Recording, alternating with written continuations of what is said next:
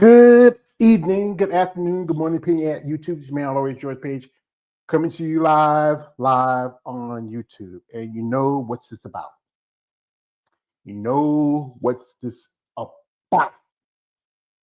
And if you follow me on IG, you follow my posts on my social media platforms, there is some shenanigans going on again for women's bodybuilding.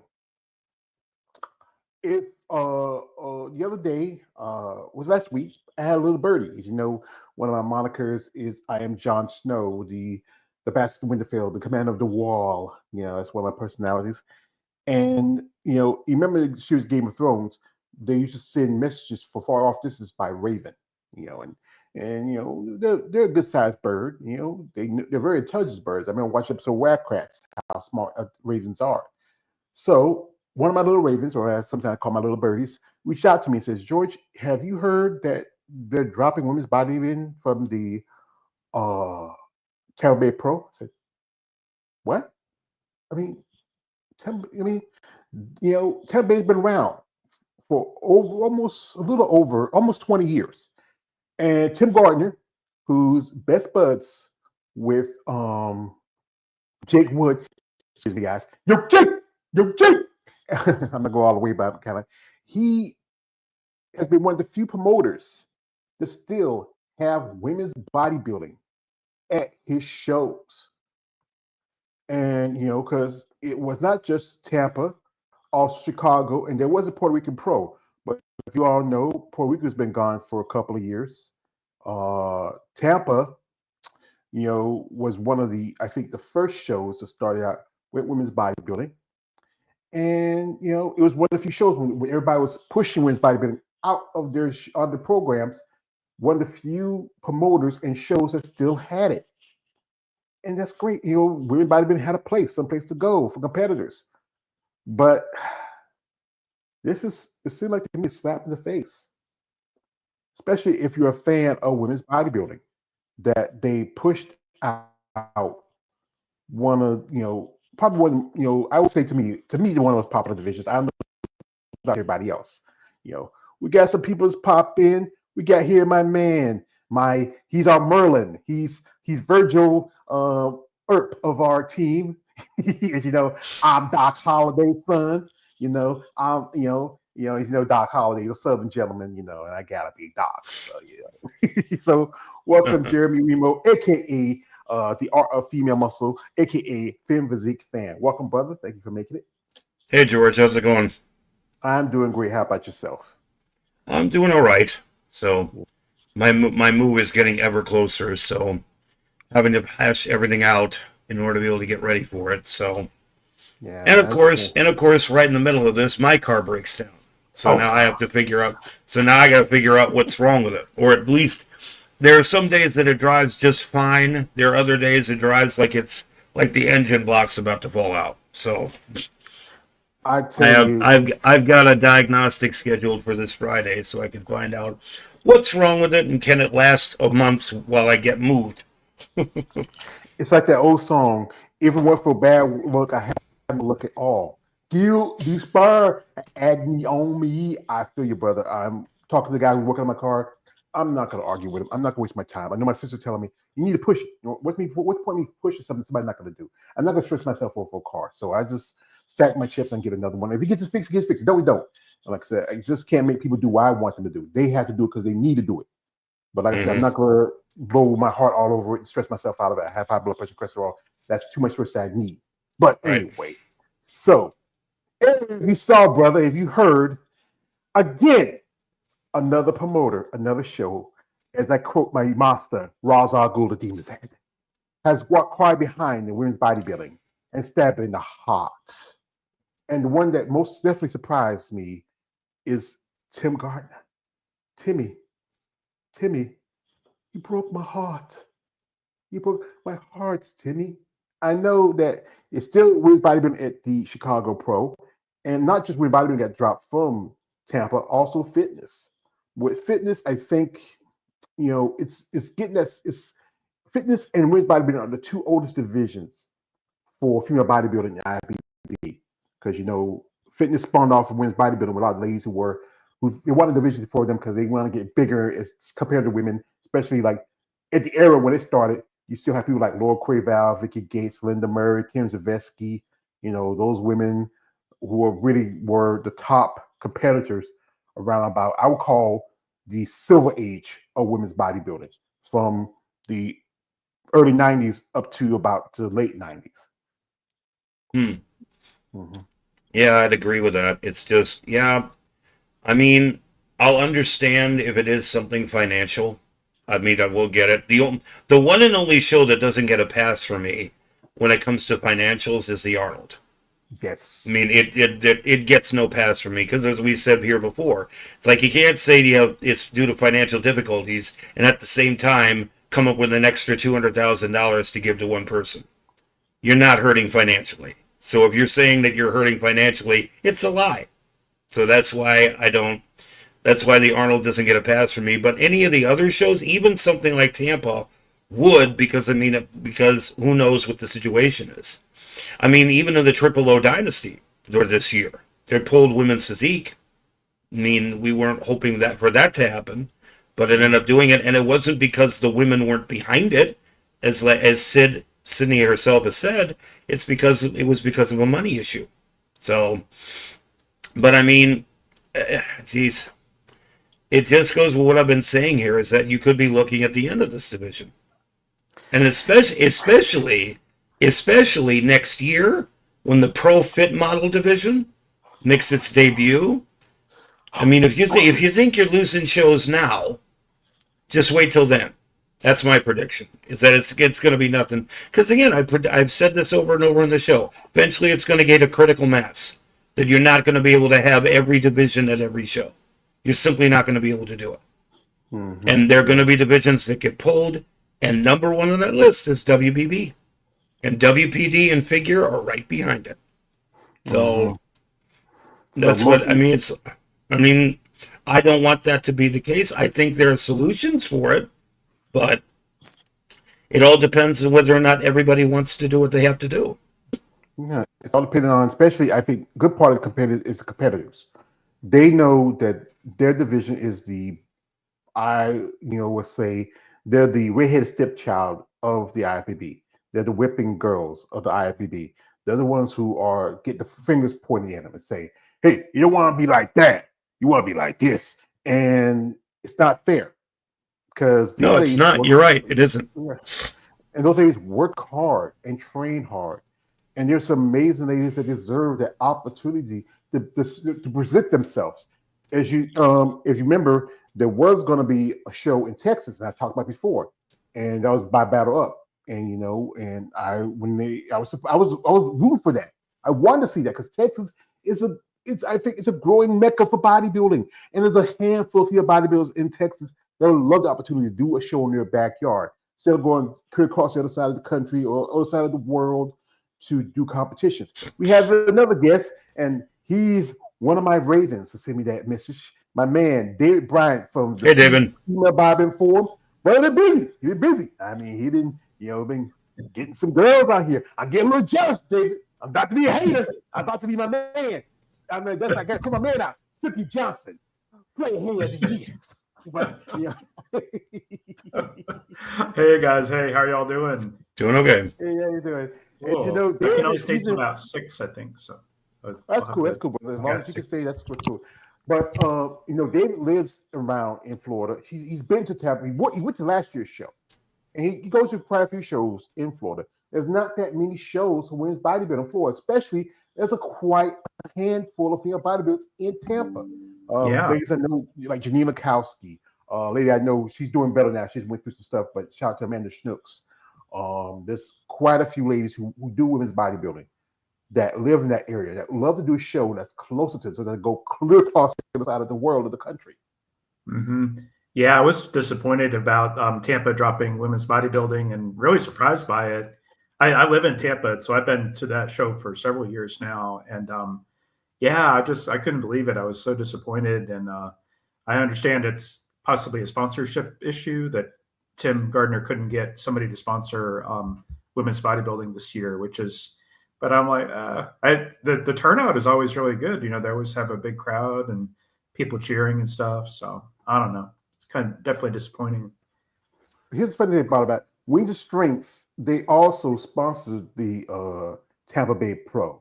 So is Wings no longer sponsored, or was somebody else sponsoring Wings Bodybuilding? Because I know Jake, he's stretching his things out. Jake is more getting to more the business end of the sport, where he has the Olympia now. He also has his show, the Rising Phoenix.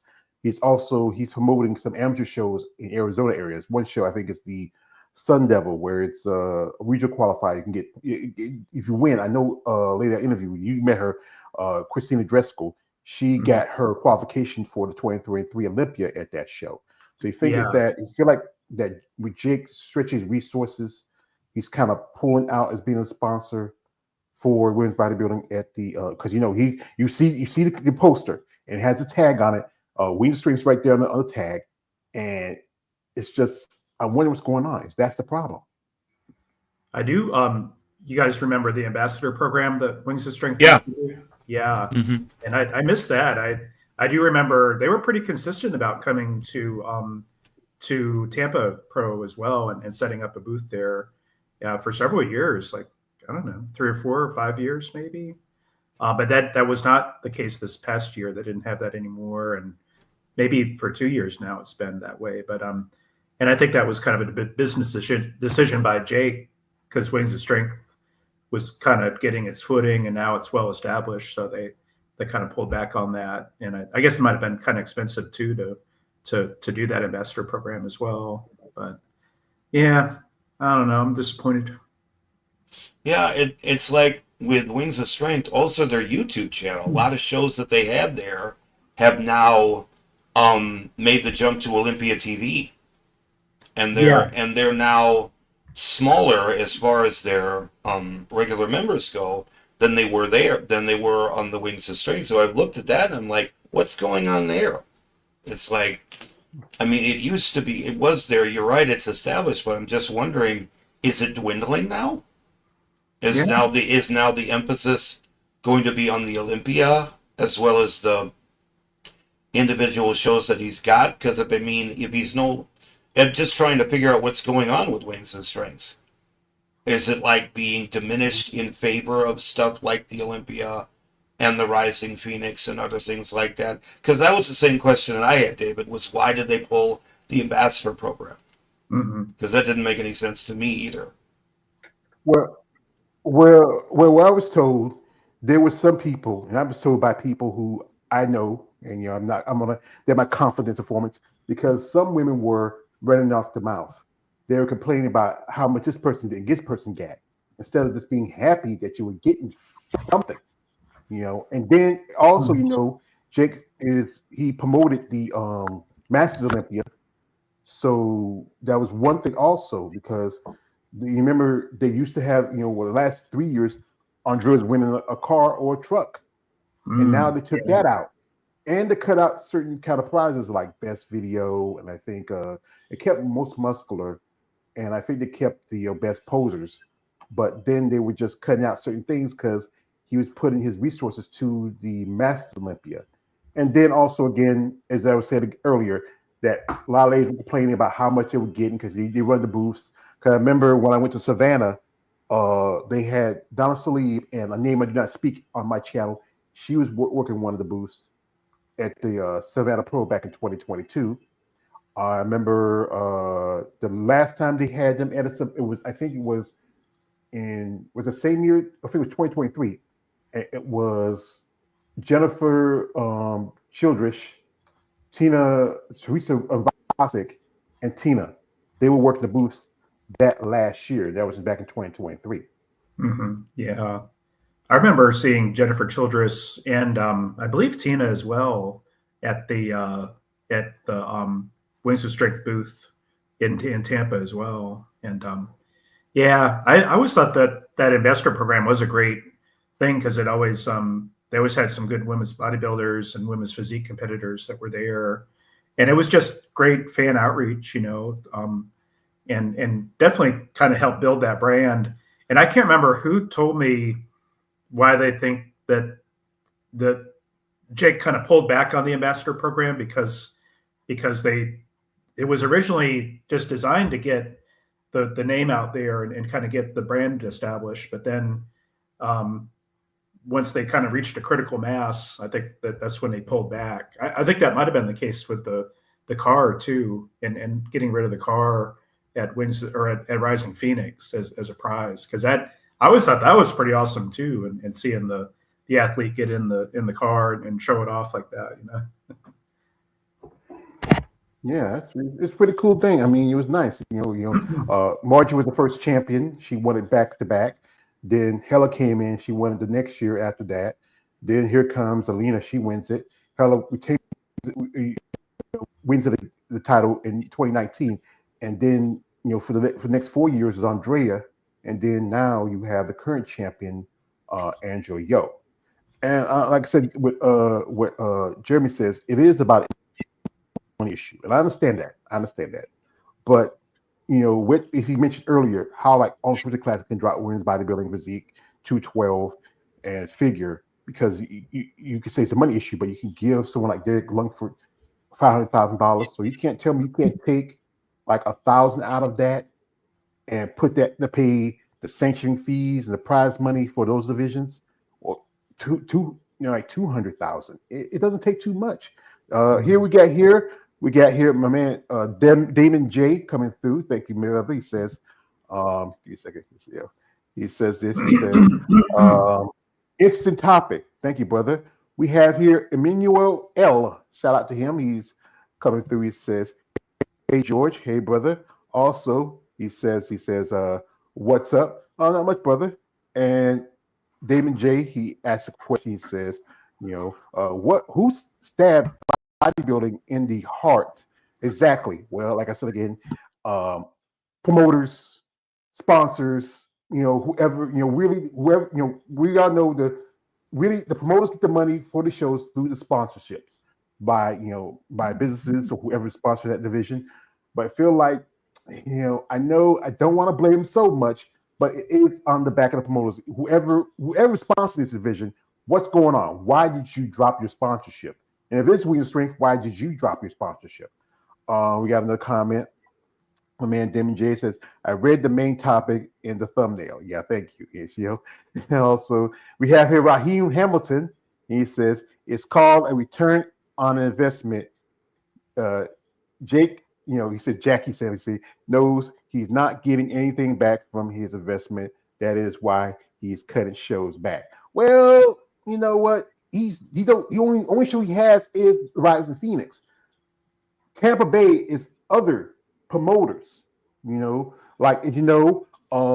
did an interview with the Crystal Garcia. She is a figure competitor.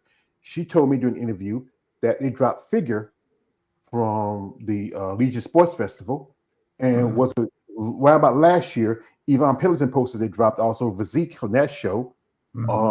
Jack Tatone. He also dropped wins bodybuilder for the Omaha and dropped wins physique from the St. Louis Pro. Right now, like I said, now I don't care about that show anymore because you don't have a division that I really pay attention to. More like he's gonna put it in like with one of the he's gonna have I think it's men's physique or men's classic, and probably either replace it with maybe bikini or wellness. That's more likely. It's probably gonna be wellness because they get a lot more sponsors, a lot more money, a lot more attention. This is for a man, Damon. Shout out to Damon again. He says, how many shows are they cutting for the women's bodybuilding division? Well, confirmation here is we have lost at least 2 shows, but there is a bit of horizon.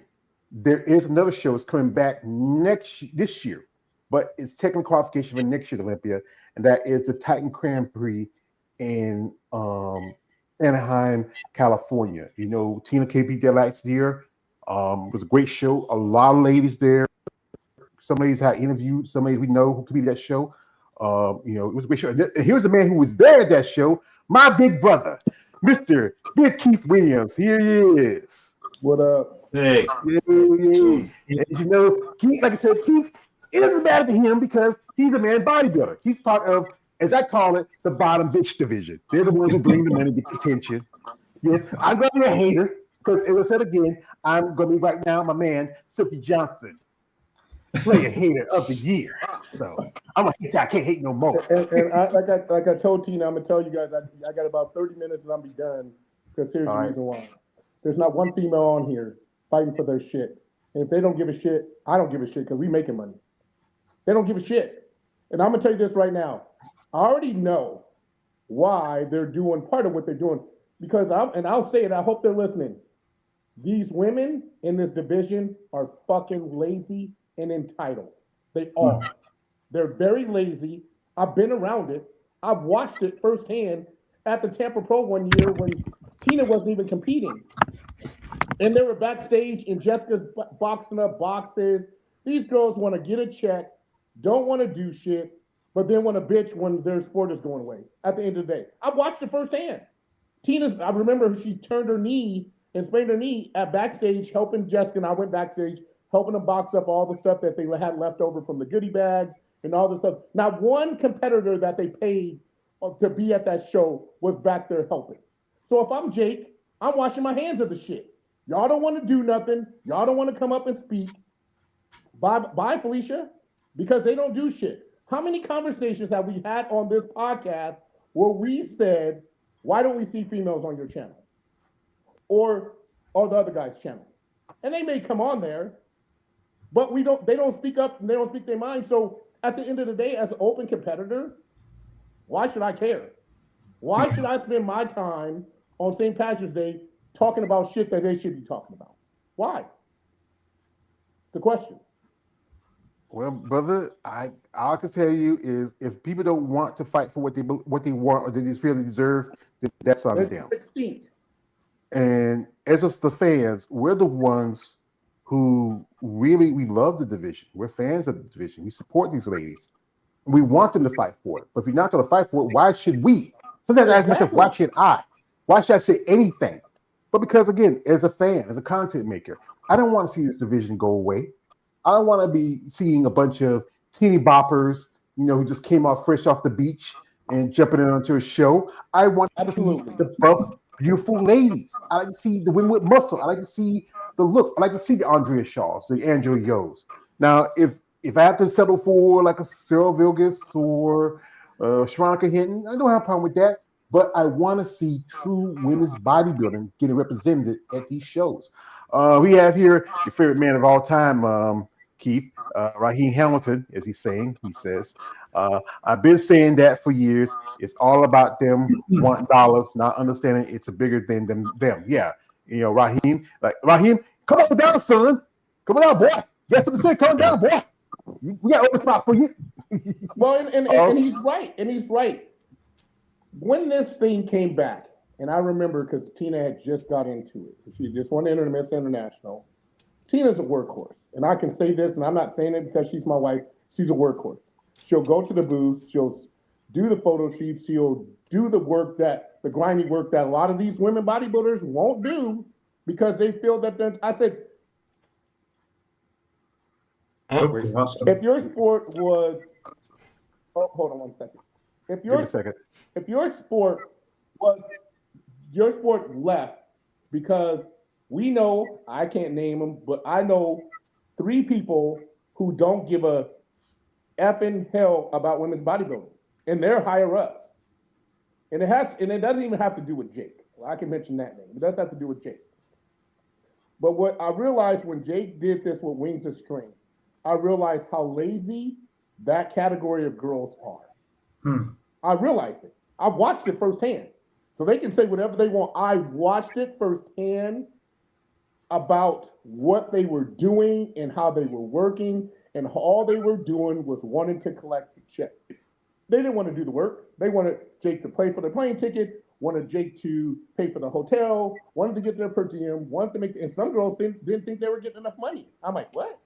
You're not doing it. You're standing at a booth, at a Wings of Strength booth with their apparel, and you're help promoting Wings of Strength that is helping your sport. But that wasn't enough for me.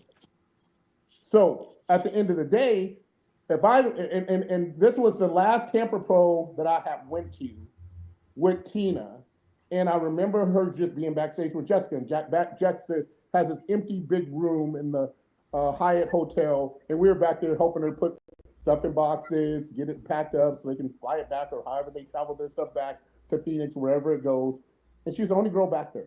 No one other girl was back there. And I was like, really? This is how this works? And I've seen it from when she first got into the sport until now. And what you can see happening is it just dissipating slowly but surely.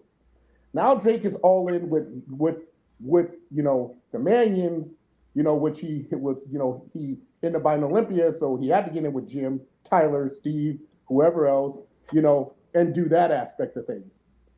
Now he owns Olympia.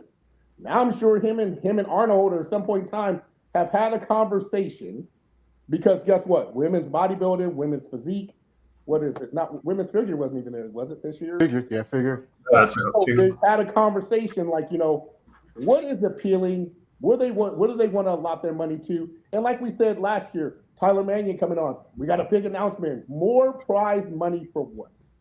Was it for women? No, it was for men's bodybuilding. Mm-hmm. And I'm an open guy, and I'll speak freely about it. I'm about to retire, so I can give a shit less.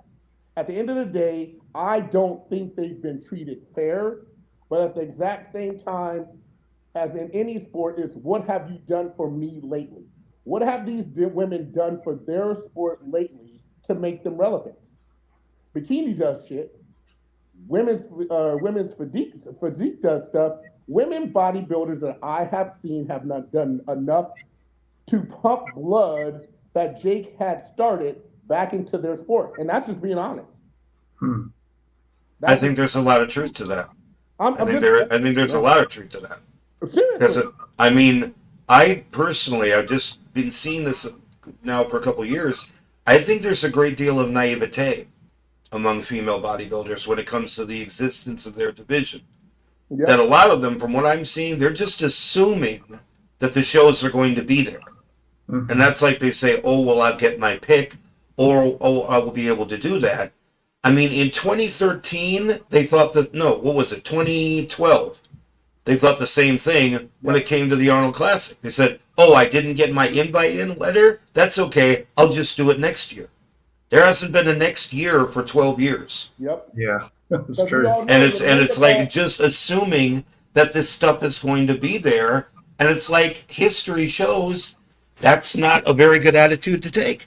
Because there's nothing guaranteeing the existence of this division.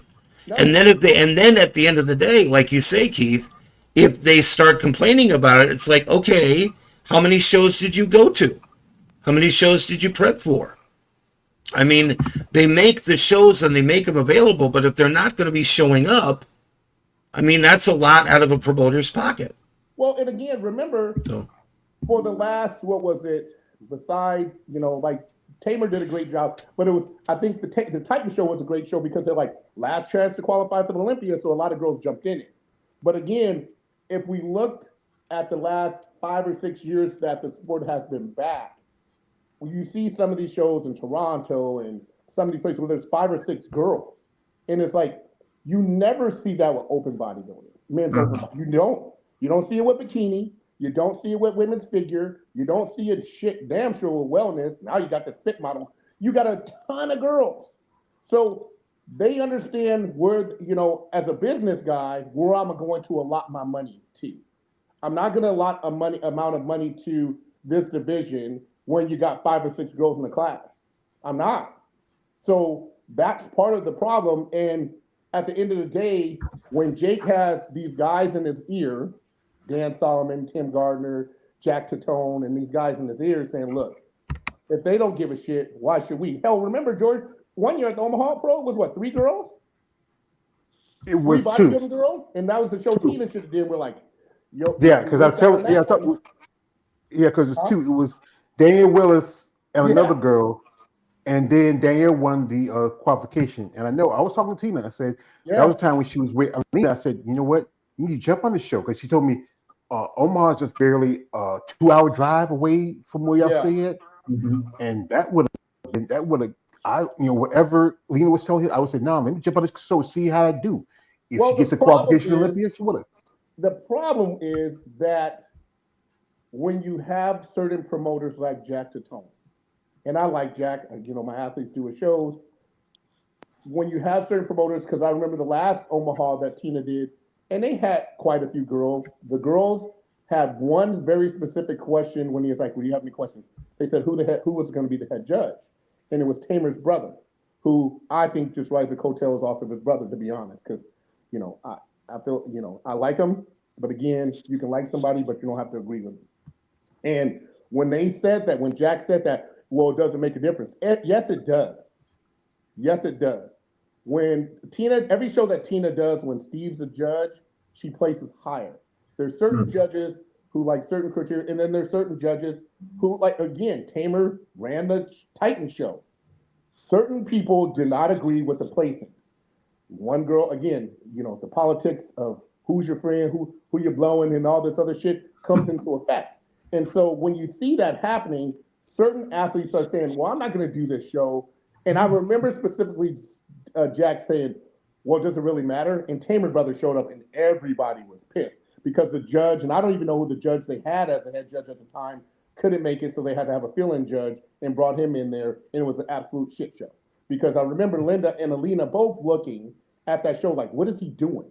Because girls that were placing where they were shouldn't have been placing where they were. And that was actually Hunter Henderson's show before she turned pro, and then she went to USA's and turned pro. So I remember it all. So people can say whatever they want. I listened, I remember it all. And it was the girl who we don't speak about on your show when they told her she should go from women's physique to women's bodybuilding because she was just too big. And that was when she looked at Linda and Alina and was like, well, I want to stay pretty. And Lena and Alina and Linda were like, what? So what, are we not pretty? Exactly. So I was like, this is the attitude that these girls have. And that's part of the problem. And I think now that Jake understands the bigger picture and is deep into it with the whole Olympia and the whole everything about the sport, and has these guys, Tim, Dan Solomon, Jack Tatone in his ear, and amongst other people. That's why I could see, and personally, my coach, Melanie, says she gives it 2 years and women's bodybuilding is gone again. Do you think it? I was wondering about that. I've heard from a few folks, they think that it might not be at the Olympia anymore, but maybe go back to the days when Rising Phoenix was the championship for the whole thing. But here's the problem. Guess who owns the Rising Phoenix World Championships? Jake. Now that and remember when he originally created this, and I don't know if you guys know this, Jake wanted to buy the Olympia title from Robin Chang, who ran Flex Magazine and Weider Foundation at the time. Mm-hmm. I think he wanted to charge Jake $125,000 a year to have that title, and Jake's like, "Fuck off! I'm just gonna create the Rising Phoenix World Championships," and that's what he did. Mm-hmm. So if Jake is not going to have that, I mean, they already got. So remember, it was $50,000 for prize money, then an expensive car. Now they're saying they allocated the money from the car to the Master Olympia, which who knows what's going on with that, because now Iris and Hidetada is doing that. It's like, who's going to sponsor it? Yeah. Who's going to put the money in for it? Jake gave it a run. Now he owns the Olympia. He's making money by now bringing in Fit Model, because we all know, because that's a basic girl category, that's going to bring a lot of bodies in, just because you don't have to look a certain way compared to the other divisions. That's like they're talking about the guys in classic or physique. That why does every class have to show legs but that class?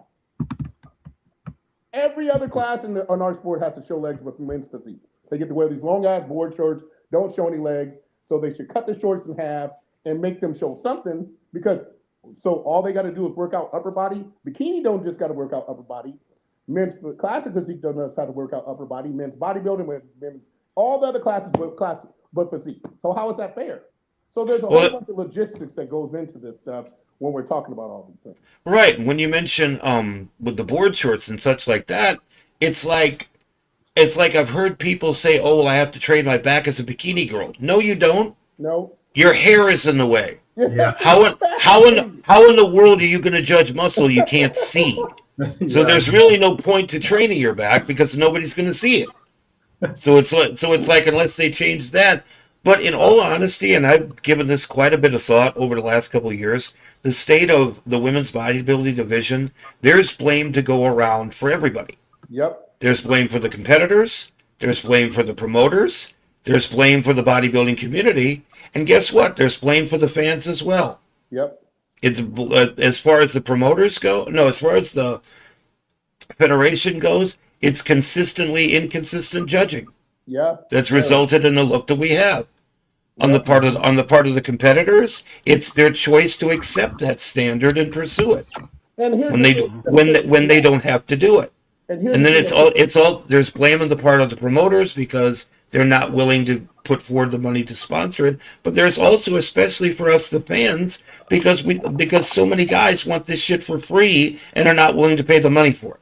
Well, they're not willing to buy the webcasts. They're not willing to pay. They're not willing to put their money where their mouth is. And I think there's blame to go around here. And here's the thing: so, when this came back, I don't know if you guys remember when this very announcement came out that women's bodybuilding was coming back, and the Wings of Strength was all in. Sean Ray came on and says it's going to be very interesting to see how they judge now, because they were going to go away. In my opinion, what happened was the extreme look of Iris Kyle ruined the sport of women's bodybuilding. And I'm not knocking her because her condition and everything was amazing. I said, but people didn't want to see that. So that being said, and Jeremy, you're completely right. It's so inconsistent across the board in this sport that how hard is it for Jim to get on with these promoters who want to do any of these categories and says, this is like Tyler's doing kind of now. Like he'll go on and do the review of the show and talk about the show and the comparison. And said, okay, in order to make this more attractive, like women's bikini and women's wellness and women's figure, how do we make it more appealing? Today, at the end of the day, you have to have a set of criteria and rules in which Jeremy just said is not consistent. Yeah. Here we got comments here from Mayor Raheem. Shout out to Raheem. He says this. He says, give me a second. Says next month is the Triple O, April 5th. Yet no women who is competing is coming onto your show. Yes, I wish you know. But they don't have women's bodybuilding, right? Do they have women's? They have women's bodybuilding Triple O, but they don't have physique. Yeah. They didn't get a sponsor for physique this year, so that kind of sucks too. Yeah.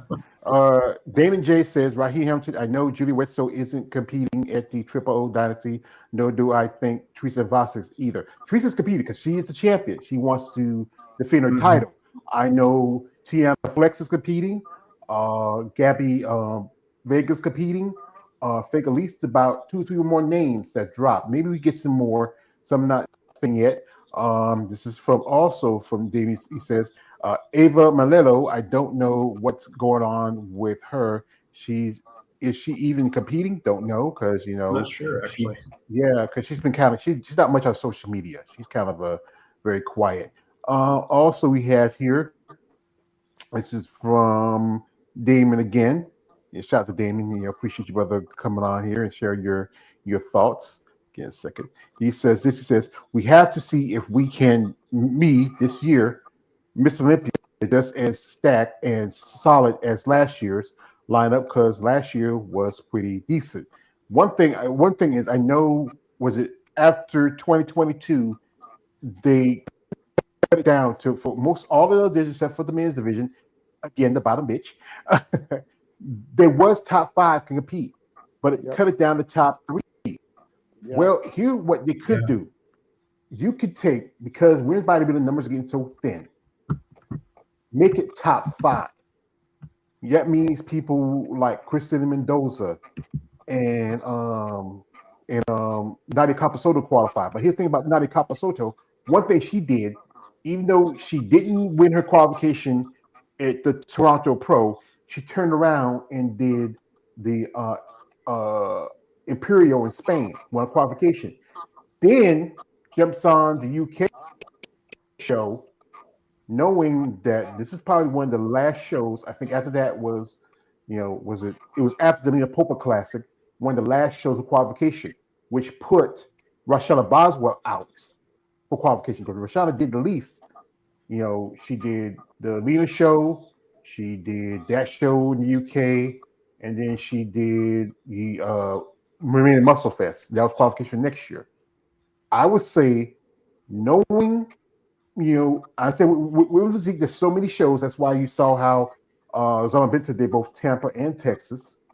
This last year, Natalia was kind of quiet. She didn't stretch herself out like she did the year before. And some competitors who even like Shalonda Hinton, she jumped on Texas, even though she's already qualified. Was hey, Texas has a big chunk of change. You can get $15,000 if you win. Another, I think, is it $5,000 or $7,000 when you hit second, and then another, $2,000 or $3,000 in third. And even if you don't get in the top five, 6 through 10 gets $1,000 a piece. There was a lot of bodies for that show, and we all know that. I remember this was something that Margie Martin posted a while back when she was like the 2022, Tampa Bay Pro when Chelsea won. How when she won back in 2015, she got $5,000, but Chelsea went down to $3,000, and she pointed that out. I'm saying, I understand it's a money thing.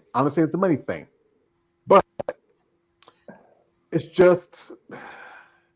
There's got to be somebody out there who really loves this sport, who really wants to see this division to grow. But I know some guys are kind of free. They don't want to get their hands dirty because there's always that assumption. They always, if you like women's bodybuilding, there's something weird about you, something wrong about you. I'm not weird. I'm a fan. I love the sport. I love the division. To be honest here, George, when Jake, and I know this because she's my coach, when Jake got back involved in women's bodybuilding, and a lot of that had to do with Melanie. Him partnering up in a lot of things. Let's say that. And when he started getting more, and this is coming straight from when he started getting more involved in the men's bodybuilding and understanding the other categories, he started going away from it. Then they lost their sponsorship. Then they didn't have the level things and all this other things. And as a woman, you got to look at yourself and say, to do these shows, to qualify for the Olympia, to invest what you won in the earnings. And I'm not mad at the girls who do show after show and win because they're paper chasing. What we all do. If somebody says, "Hey George or Jeremy or any of us, hey, you can go to this show," I know this firsthand as an amateur when I was invited to Team U, and I wasn't going to do Team U because I knew, and it happened, that I was going to get backlash for not doing USAs or nationals and winning my title there, but going to Team U. But I got a phone call that says, "Hey, Steve Weinberger says you should do Team U." And I was like, and after I won, I still didn't want to take my pro card because I'm like, I'm going to get backlash for doing this show. And I did, but I did it, and I wasn't even going to take my pro card. But Sean Ray and Flex Wheeler looked at me and said, "A pro card's a pro card, now go fucking compete as a pro." And I was like, fine.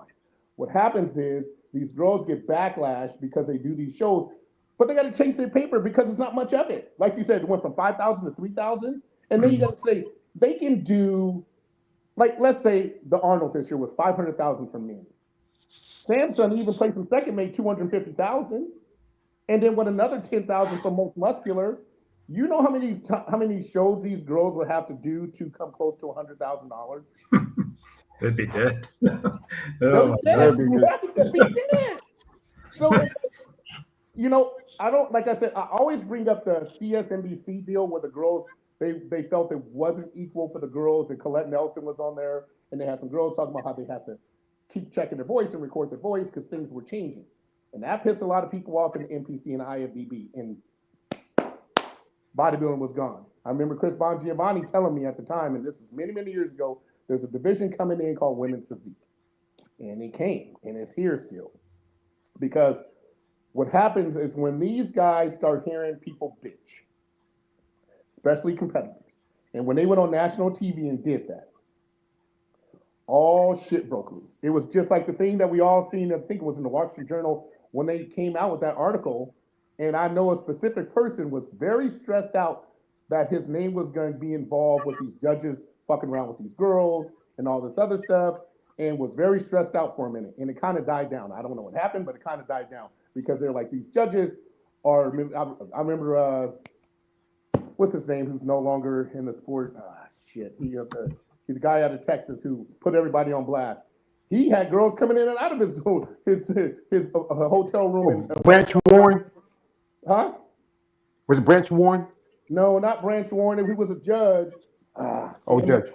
He's the one who put Jim, Antitone, Jack Tatone, everybody on blast about the MPC. And he was tight with Jermaine. I literally thought after what he did, this long 2-hour deal he did on live or whatever he did, wherever he did, he was the one who wanted to start the new federation. Wayne DeMille. Huh? Was it Wayne DeMille? No, he was the one to start. Lee Thompson. Lee Thompson. Yeah. Okay. Inspire Sports League. Yeah, that's what he wanted to start the new federation. And I thought all that shit he had said. See, people understand, like, in my opinion, and this is just my opinion, dealing with the NPC and dealing with the IFBB is like dealing with the mob. You know, your ass come up missing, you start talking too much shit, or you get blackballed. Yeah. And you stop placing. That's why when I'm on this podcast, I choose my words carefully because I'm not trying to dog them out or, trying to dog anybody else. It's just like, did you just see? And this is our sport is funny. So now with the things that we just talked about, what was a week ago about health issues, what did the NPC and IFBB just do? You guys see that? They collaborated now with NAM and NAMSM, which I'm certified in, was the top certification saying, if you want a trainer, which is bullshit because people have to understand, no matter if you get a certification there, it doesn't make you a bodybuilding trainer because it's a different kind of science. Mm-hmm. But they have now collaborated with the NAMSM to have trainers go through them, which is expensive, and it's a hard test. It ain't an easy test to become you can go to ISSA, internet, you can go through all these other things, but NASM is the top pinnacle of wanting to be one of the best trainers in the world. But being one of the best trainers in the world, there's some book savvy trainers, but I tell people when it comes to this sport, it's a different science. You can't just read a book and take a test and say, well, I'm going to become a bodybuilding coach. But now the IFBB, because it's been brought to their attention with the health things, and it is, and NASM is the top pinnacle for anybody who wants to be a very good trainer because they cover everything. But does that necessarily mean that you know the sport? That's the question. And my answer is no. I've been in this shit for 18 years, and I said I've learned through the years of training with Charles, training with Hani, training with George Farah, training with Chris Bongiovanni, Mike Mitchell, my brother Stan, Charles Glass, Dave Kalick, all these people combined, Flex Wheeler, all these people combined in philosophies are all completely different. And the crazy thing is when I trained with Flex, knowing that how many years he had trained with Charles, their ideologies and philosophies were nothing alike. Nothing alike. Yeah. And so when they sit here and say this, that we have now collaborated in NAMSM to make sure that these athletes are getting the best trainers, that makes no sense at all. Because the trainers that are here, you think Chris Aceto, Chad Nichols, George Farah, Hani Rambal, et cetera, are going to go get this certification when they've been in the sport for how many years? No. Really? Yeah, that's a good point. It's crazy. Yeah, what's more? But again, it's another way for the NPC and the IFBB to make money. Mm-hmm. Yeah. Well, we have a comment here. We have a man, Damon J says, hopefully this year the ladies of the women's bodybuilding can compete at these shows, qualify, and make this year's Miss Olympia just as good as last year. That's the hope, brother. Also, this is from Raheem Hamilton. He says, truth be told, they have no personalities. They win the shows and go home, but want money pumped into women's bodybuilding. Why? Well, that's a question. And he's right. He is absolutely right. Yeah, I looked at that whole NASM thing and I just called bullshit on it. But here's why. The whole reason why they did it was Jody. That is the whole reason why they did it. And the reason being is because Jody's story made mainstream worldwide press. Yeah. Mm-hmm.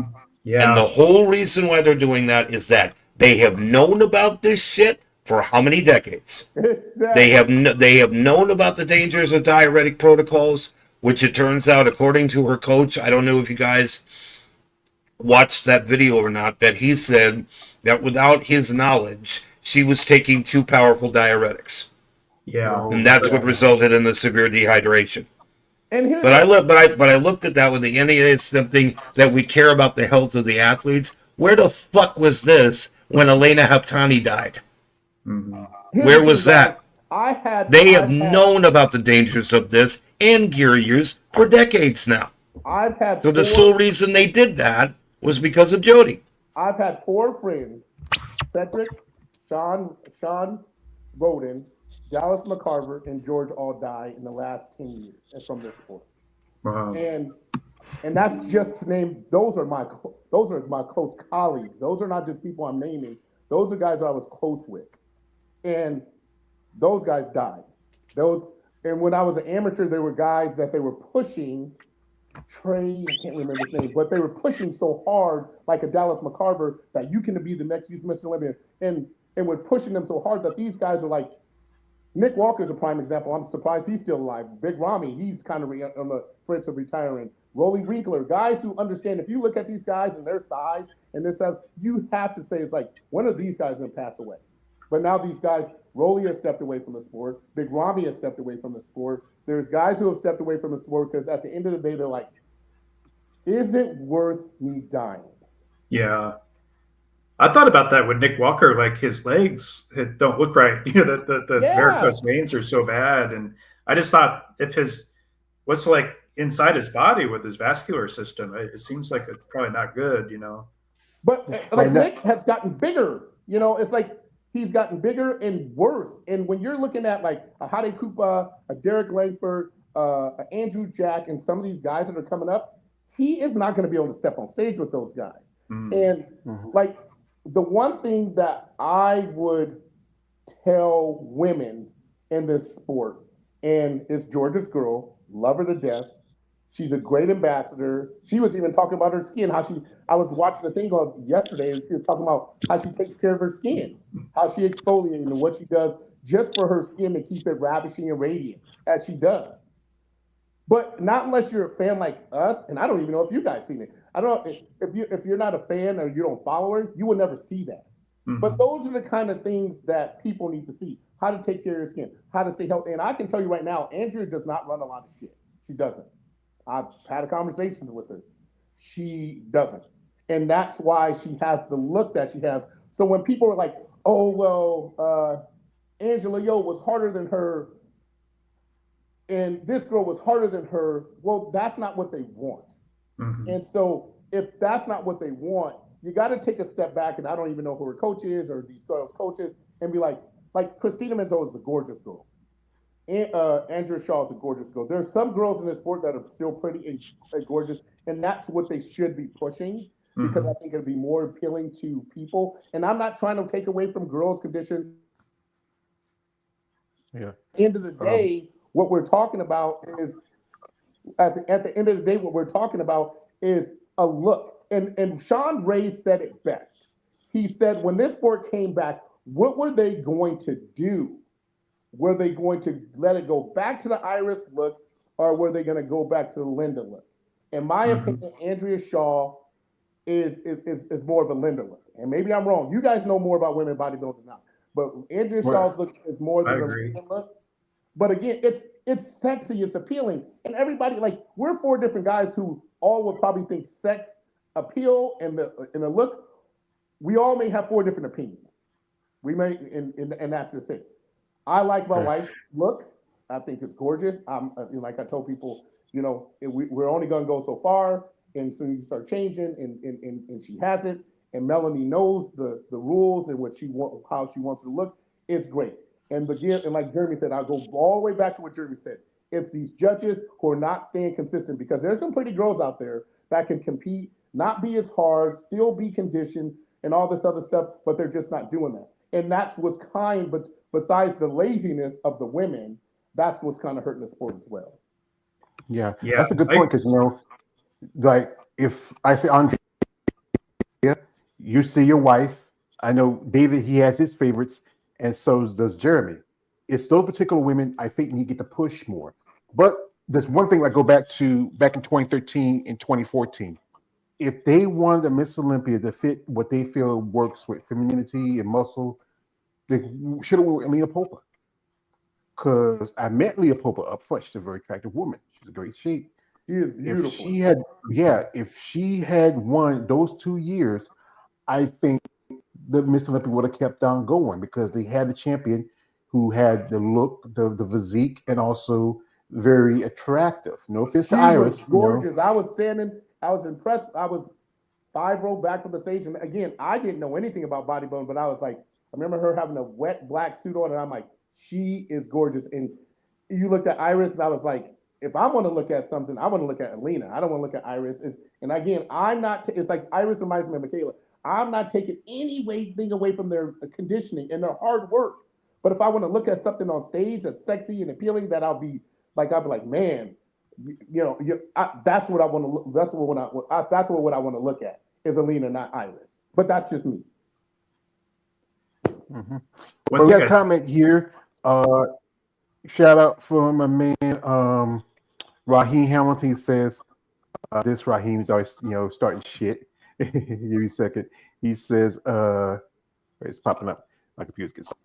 He says, mark my word, female bodybuilding will fold and say in 2026. What are you about to say, David? I just wanted to say, I think what we've talked a little bit about with the judging being so different from show to show and not being consistent, I do think that makes it really tough on the competitors to kind of figure out which show, which head judge is going to be at which show or which region.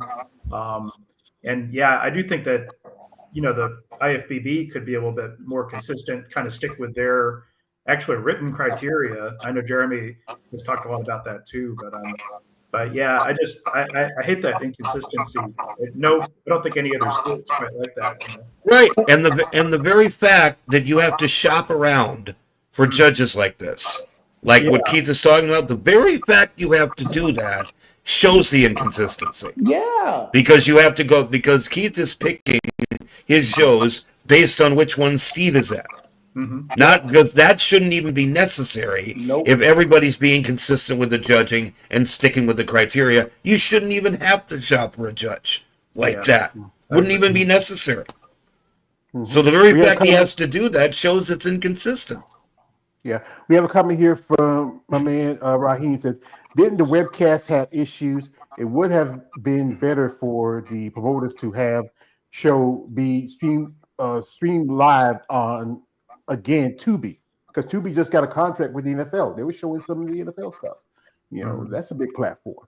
Also, this is from Gene King. Welcome, Gene. Says, hello, George. How are you? I appreciate it, brother. Could in the future please do an interview with Shannon Rabin Perdis? I've been a long-time fan of hers, and I still am. It would be such a blast that she's so much George. Well, I know Shannon. I got a number. I reached out. She's a busy lady. She's living her life. I don't think she's focused on bodybuilding anymore. But thank you for the request, brother. I don't know anytime soon she has. I will see a check. I'm gonna see an email, but it's up to her. But she's really awesome, by the way. I like her a lot. That is Shannon. So yeah. This is from a man. Damian J says, I personally looking forward to seeing a tall Amazon powerhouse type bodybuilder compete in any of these shows this year in 2025. Athletes like Brittany Parrish, Christina Nally, and Natalia Kovaleva. And that's Raheem's girlfriend. He got to talk about his girl. He says Natalia is in the lab right now. She's coming out strong and better than ever. Well, what about what about the Bears, Raheem? Get ready with the Bears. The Russian Bears.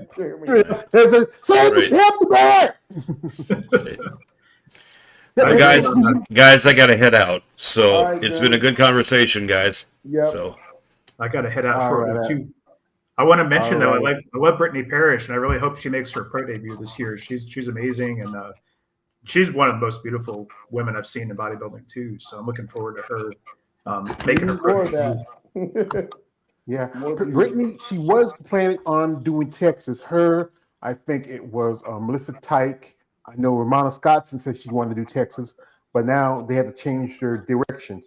I think Brittany might try to do Atlanta, and I think Melissa might try to do Chicago, And Romana, she competed in Chicago last year in physique, so she might do that show, and she might try to do Atlanta because she did those shows, both those shows back to back last year. And she was planning on doing bodybuilding, but she was sidetracked with some kind of injury around her obliques, abdominals, and it took some time to recover. But if you see, I'm telling you guys, I think she has potential. I'll pull it up for a second here. Romana is just an amazing lady. I enjoyed the interview he did a while back and try to keep in contact.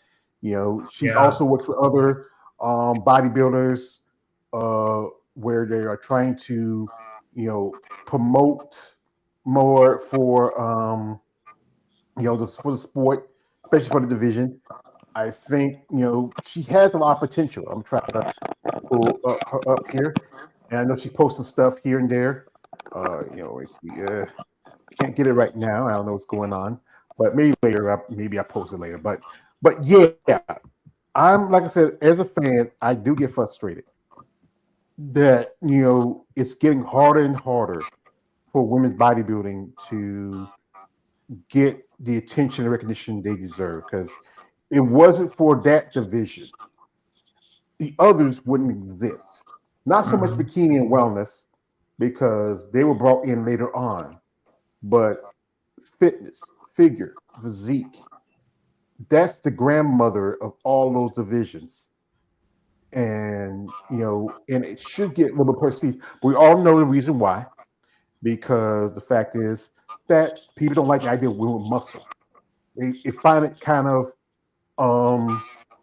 you know, kind of offense to them as they see it. Like someone like Tina, who's a lovely lady, passionate lady.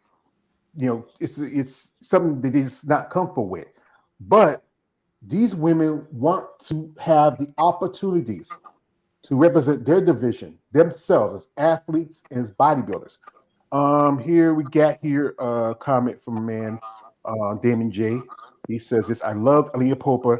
She was feminine and beautiful back then, and she's still feminine and beautiful today. It says, really, Raheem, you're a fan of Natalia? Because that's his girl, But again, And at the end of the day, they could have did this, like you said, George, a long time ago with Alina Popa and changed the pace of the sport before, and again, that's why Linda walked away, because Linda, and I know Linda, and she's an amazing person.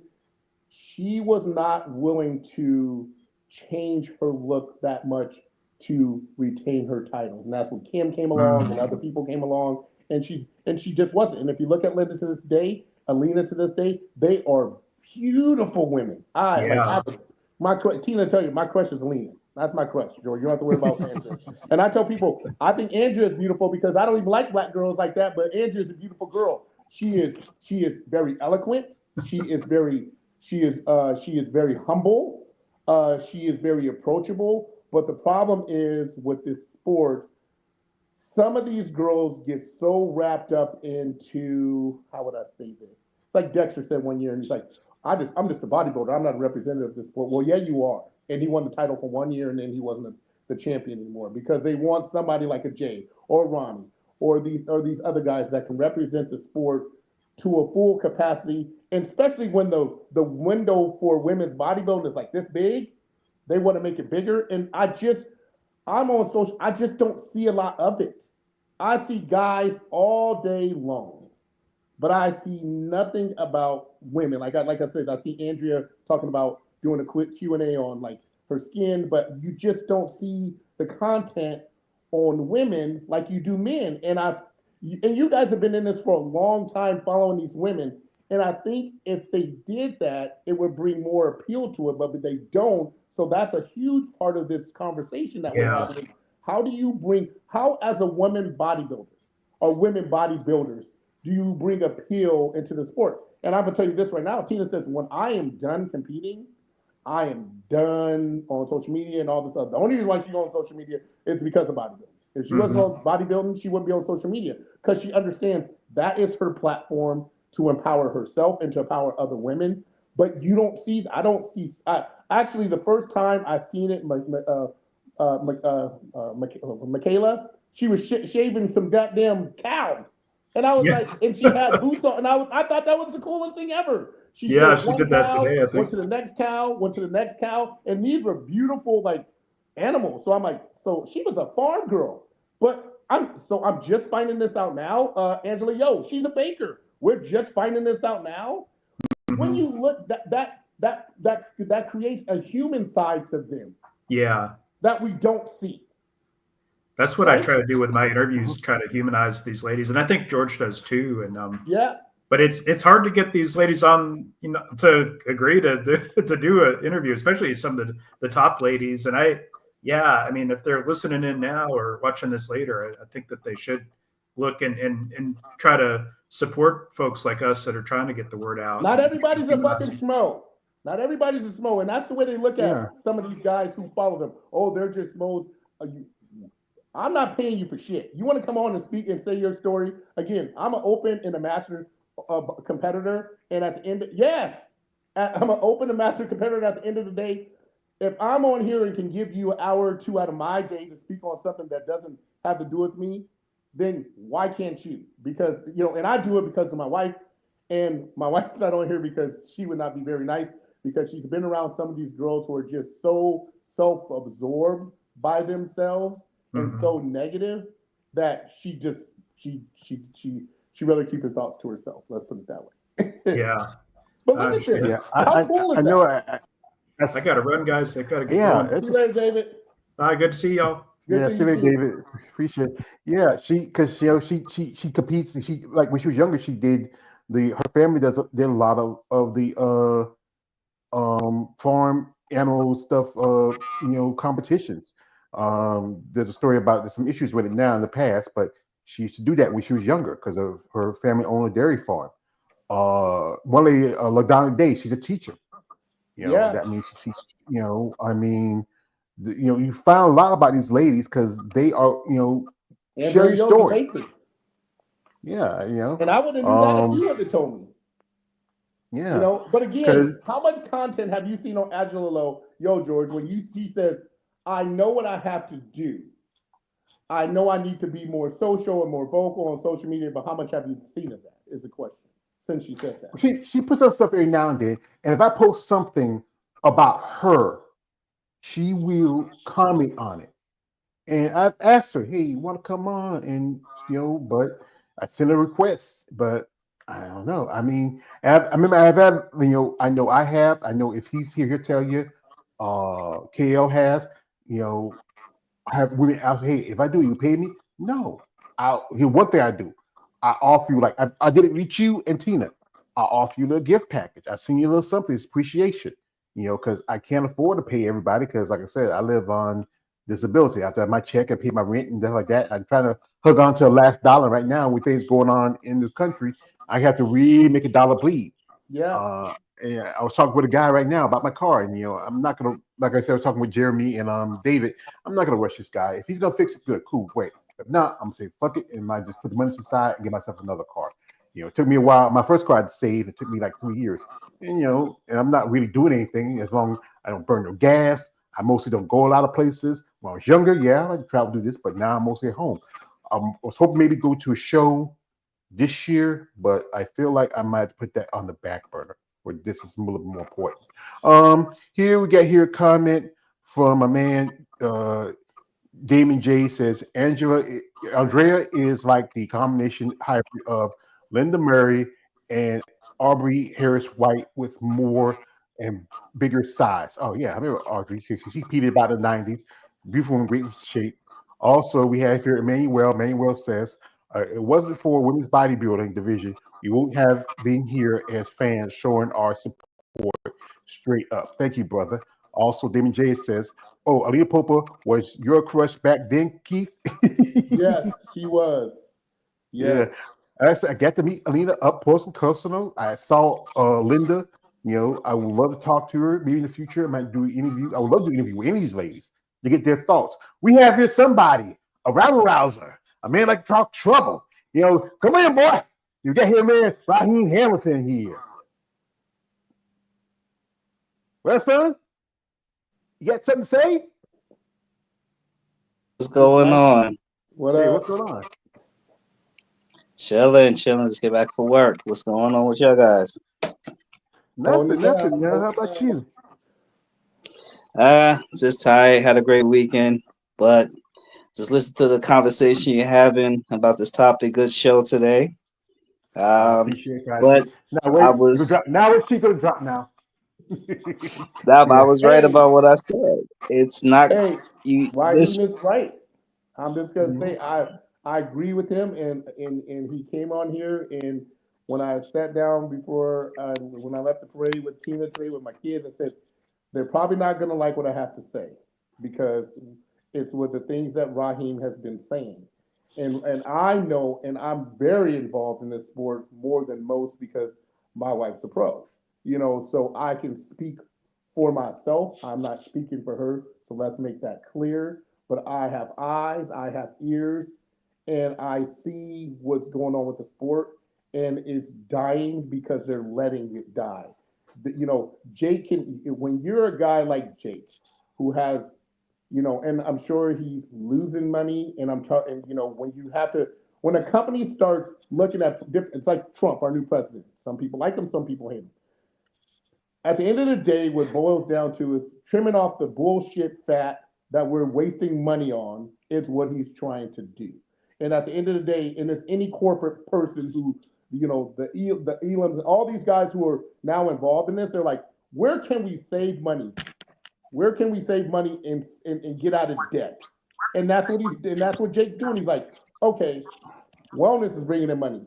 I mean, Wolfpack is, bringing in figure is whatever, bikini is whatever, bodybuilding, classic physique. Where are we not making money? Where is when I had our finance guy who does our checks for our company show me how I had since for the last 8 months, some guy at our snack bar has been discounting shit. So it's cost our company a shit ton of money because we have spreadsheets. And my business partner is a numbers guy, and I'm a numbers guy. And I tell people if it don't make dollars, it don't make sense. So if it don't make dollars, it don't make sense. Somebody's getting their ass fired, or I got to trim the fat off of somewhere so I'm not losing money and still making profit. And I'm sure at the end of the day, that's what Jake's doing. He's sitting there saying, Here, I'm gonna say this. I'm not gonna pair with Elon Musk because he doesn't understand how government works. Government doesn't no, work like how you can trim the fat. You're messing up things that were already set at the time. There's nothing there that's waste. You're looking at stuff and you're affecting that really affects everybody else. That's the difference between business and government. Even though you can't run a actually country. no, Actually, George, there has been a lot of waste in the government because you got yes, to understand when you're talking about, especially social. I'm not gonna make a long story about this. When you talk about social security, because I'm gonna be honest with you, I work in social services, and I'm gonna be honest with you, there are a lot of people who are on social SSI who should not be. There are a lot of fraud. There's a lot of spending and everything. So what they're doing is they're going into Social Security to find out where's these fraud from because there have been fraudulent stuff. There have been people collecting checks who should not be collecting checks. You get what I'm saying? But So here's again, you have to. There's been a lot of wasteful spending on that. But going back to bodybuilding, I want to go back to that. I'm going to say this, and I'm going to say this. I know you love your girl, but again, I'm going to say she is the San Antonio Spurs of bodybuilding. You have no personality. You have no charisma. You look good, but you get the championship and you go away. How can you be a 5-time Miss Olympia, but yet you have no personality? hey You Raheem, don't, you know you who don't, he, whoa, you, whoa, you, whoa, you, whoa, this is, whoa, this is whoa, the, whoa, whoa, whoa, whoa, well, whoa, I whoa, know it's whoa. hurting you, Hey, but hey, I'm just hey, gotta, hey, I hey, just got, but you got, right there. I beat hey, this shit, boy. hey, Big fat prick. Raheem, Hey, you know my who he ass. reminds Now me you of? got I to. mean, here's I don't want to, I don't want to hurt your feelings, but it's, I get that's your No, shorty, no, but no, no, I'm no, just no. trying to, I'm just You trying to, brought no, the no, hater, I'm brother. trying to You explain to brought you. the hater. I'm You just, brought the hater. No, no, no. You brought the hater. I'm You not hating like that because I'm not hating like that because again, I'm not trying to holler at her. What I'm trying to say, I'm looking at it more. I'm not looking at it more on a sex appeal. I'm looking on the business aspect. You are a 5-time champion, right? You represent the sport, just like keep saying about the previous guy. I'm just a bodybuilder. No, you're a Miss Olympia. You represent the sport. You see, Arnold and Lou. lay the groundwork for everybody to begin. Remember, this is a stepping stone. This is not supposed to be a lifetime. This is for you to get in, get out, get what you can, and move forward, and also promote the sport. The reason why it is dying on the limb is because, again, none of the competitors are actually promoting. Again, like I said, Triple O Dynasty is coming up next month. Why can't they just reach out to you, George, and say, hey, let me come to your show. I viewed your show. I heard from people. You got a great show. You know, you seem like a cool dude. Let me come here and promote the show. Because, again, even though it's in Arizona, not everybody in Arizona know about the show. You know what I'm saying? George, how many times have I said that to you? How many Yeah, I times have know, said I that know. to you? And I post stuff like when Leo posts, they like it, the comment, but they need to know if I'm doing this, come approach me. But I can, like I said again, I can't make people do what I want them to do. It's up to them what they want. Here's the thing, George. If anybody, and we've all been on your show, listened to your show, if anybody who's listened or seen your show, know you're not a schmo, know you know what you're talking about, and know you actually give a shit about the sport. If I am a woman competitor, or if I'm a man competitor for that matter, I'm coming on your show because I know you give a shit. And it's a time for me to self promote myself. And Raheem, you said it right. Some of these girls remind me of Kawhi Leonard from goddamn Clippers. You know, and Stephen A. Smith has said a few times, how are you this unbelievable basketball player, but the most unmarketable person there is? Even in his goddamn New Balance commercial, he doesn't even talk. Everybody talks about him. It's like you're the most unmarketable person on the face of the earth because Jordan, LeBron, all these people that you see these days Charles are marketable Barkley. people because they understand how to market themselves and what they have to do in order to grow their brand and the sport. Yeah, because remember Charles Barkley I do just want to say, commercials. this real quick. I'm sorry. I just want to say real quick. You, like I said, I want to reiterate this really quick. We all know that, again, there probably been other competitors back in the day that was way more conditioned, way more bigger than Arnold. But the reason why they gave it to Arnold is because he had a fucking personality. If you watch Pumping Iron, this dude was saying so much funny shit, and he was very Yeah. approachable, and it was like, wow, this is the dude. This is what you need now. You got bodybuilders, male and female. They're like, they have no personality, like robots, just robot bodybuilders. That's all. Is you can't. This is why the sport in general is dying. You can't be a female saying, I need more money, I need more eyes on me. But then they go, like Jenna Jackson said, what have you done for me lately? Why should I promote you? Because you in the gym. Again, I keep saying it. No one is videotaping you in the gym. You work out in the gym. The whole purpose of bodybuilding is to pose on stage. So we don't see the work, quote unquote, the work you put in the gym. Okay? If you have to have a personality, like I said, if it was up to me, I'm looking for the woman who has the best personality. If she has the best personality, and Andrea Shaw is more quote unquote drive than her, I'm like, give her Miss Olympia because I know she will. She's media trained. She's not scared of a camera, and she'll promote us very well. I don't care if Andrea's more leaner than her and everything. Give her Olympian because you know why? She could represent. This woman could represent the female bodybuilding better than an Andrea or Andrea Shaw or whatever the other ones because they don't have a personality. They'll take the winnings and go home and disappear, and we won't see them again until 2026. While this young lady, she'll go on to George show, she'll go on this person's show, she'll go to Joe Rogan, she's willing to go to Shannon Sharp since he likes bodybuilding, and she'll promote it. This is what we got. This is what I think the criteria has to change. It has to be not just you having the muscles, but you also have a personality. You remember, Yes. guys, It must be remember how focused. this worked. Ronnie Coleman was 8-time Mr. Olympia. He was a police officer. They journalized whether he was in his cop car eating chicken, whether he was at the gym, whether he was doing a call, whether he was working out, whether whatever he was doing was all documented. And if you go back for everybody to see, that's why Samson Dua. I mean, who gives a man a $250,000 car for free? Because he's not personable, he's not marketable, because he has marketed himself so well. This dude just bought $1 million home. This dude just is now building the gym. This dude is in Brazil right now. I mean, he's all over the place. You know why? Because everything that he and his wife do, from building the inside of the house, from him nailing boards in his house, for everything that he's do is documented for the world to see. Who wouldn't be a fan of that? Where you get to go inside instead of just watching film. You can actually go and watch him do his questions, do his food, do his training, do building his house, building his gym, traveling, everything. And Ronnie would do the same thing. And so that's why these guys are marketable. I have not seen one female bodybuilder do that at all. And when I remember, like I told you guys, one year when they had the best video award at the World Championship, I was sitting there when the winners that they picked and Raheem, you would have been floored. I'm sitting there like Raheem, oh, I'm at the gym working out. Oh, I'm doing it. I go, no shit. We all know you guys work out or you wouldn't be here. Whereas Tina had, and I know I'm biased, she gets up in the morning, she gets home at midnight, she does the cardio from after running her business, gets up, does cardio. Our son is sitting there next to her on the treadmill. She's changing diapers, she's cleaning the house, she's running her bar, she's doing all these different things. I want to see that. I don't just want to see a chick fucking working out. I want to see the in-depth to what's the other side of you that we don't see. You know, Muscular Development used to do an unbelievable job with me when I was amateur. They did a day in the life of me. From the time I woke up, going to see my chiropractor, going to see my gym, me cooking my food. You can go look. You can go to YouTube channel, look, Big Keith Williams, Day in Life, Big Keith Williams. That's when I was an amateur.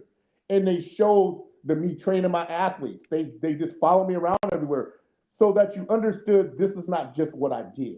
I'm not just chasing after a pro card. I have a business to run. I got kids to take care of. I got food to cook. I got things to take care of my body, plus trade, et cetera, et cetera.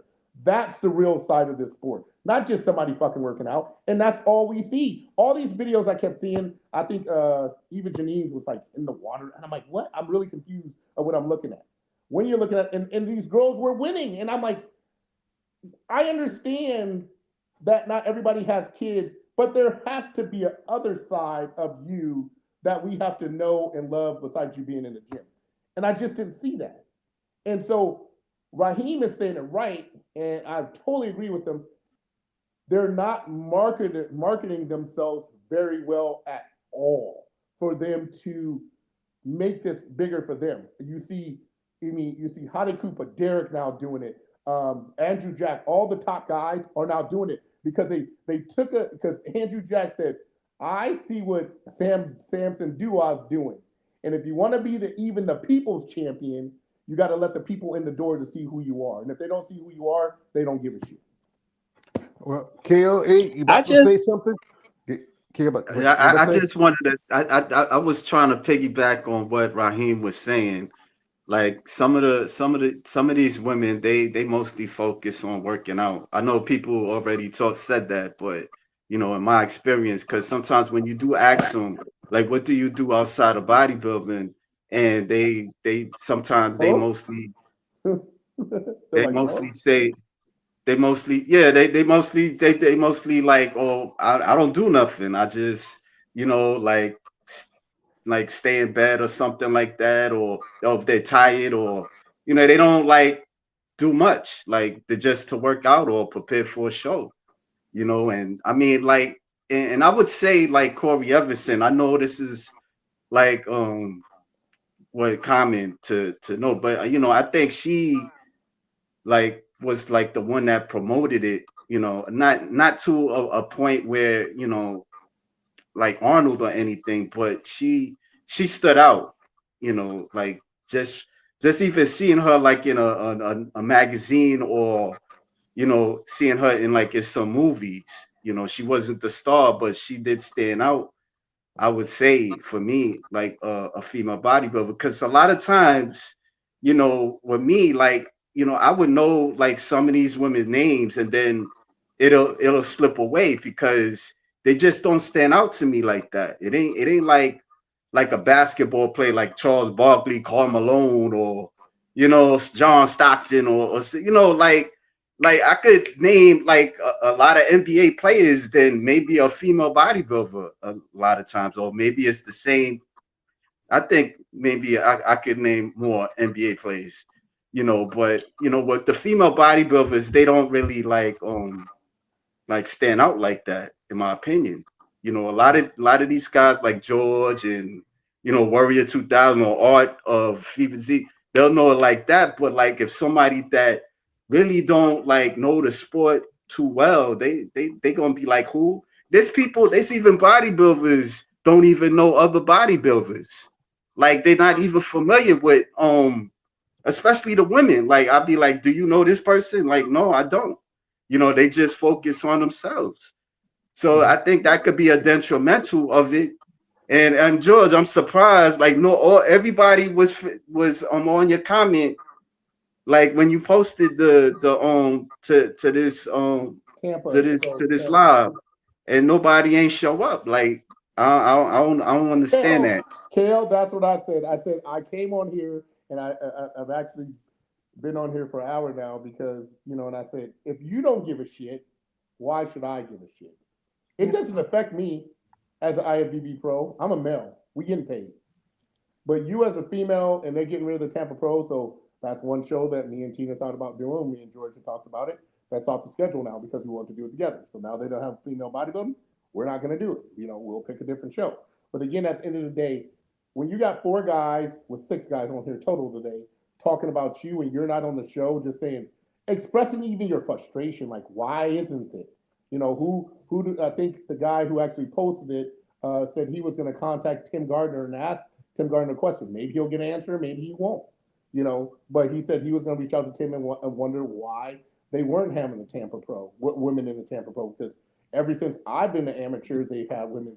Well, for a minute, yeah, so about 6 years, or well, I've been pro for 15 years, but ever since I've known, they've had women's bodybuilding, and now all of a sudden it just goes away. So it has to be some rhyme and reason why this happens. But again, my whole thing, and I've been saying this from the day George has had me on his show. Why don't you have more? And it's not George, and it's not Jeremy, and it's damn sure not David, because David just said it before he went off the air. I have invited the girls to come on my show that just won't. And that's just pure laziness. That's like saying Angela Jolie is a star of a movie, but not going to go out and promote her movie and do the tour that they have to do. Does that make any sense? No. Yeah, He's going to go out and stars, and Raheem knows this better than most because he's in the film industry, that in order for yourself to be known, if you make a movie or you're in a show or whatever, that's a self-promotion thing that you're a manager and you have to do to make this movie bigger than life, you know, or a show bigger than life. That has nothing to do with anybody else but you and your team. You know, that's why Kevin Hart is who he is. That's why Steve Harvey's who he is. That's why all these celebrities and all these things that you see are who they are, because they are very good at self. The Rock, they're very good at self. John Cena are very good at promoting themselves, you know, and they understood the stepping stone that Vince McMahon gave them to get to where they are now, which are bigger than life, making a shit ton of money because they are marketable. Okay, I want to go ahead and say this, man. These ladies are more like they here's the thing. They think like George said earlier, someone said earlier, they're thinking that some of the guys that are fans are schmoes. Yeah. And that's the wrong thinking. Yep. Then at the same time, it's just like it reminds me of women who do quote unquote OnlyFans. Stop sexualizing me, but join my OnlyFans. You're like, what? Yeah. So we live in that day and time. Stop sexualizing me, but join my OnlyFans. I was like, oh yeah, okay, whatever. But no, but the thing is, you want to be famous, but you're not famous. Okay, here it is. I saw a picture of Linda Mary, Andrea Shaw, Iris Cow together. Again, that's some marketing right there. You saying 3 women from Michigan. Michigan is famous for having 3 women who won Miss Olympia 10 times, won 8 times, won 5 times. That's a marketing right there and then. But guess what? Y'all don't want to do it. In order for you to get money, you have to market yourself. That's how money comes. I'm gonna tell these ladies right now. I'm gonna give you business 101. In order for you to make more money, you cannot be in the red.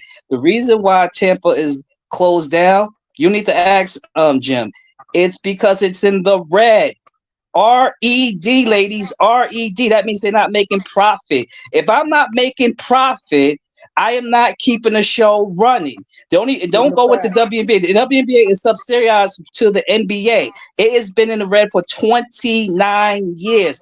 They made a profit barely last year, and they still $4 million in debt.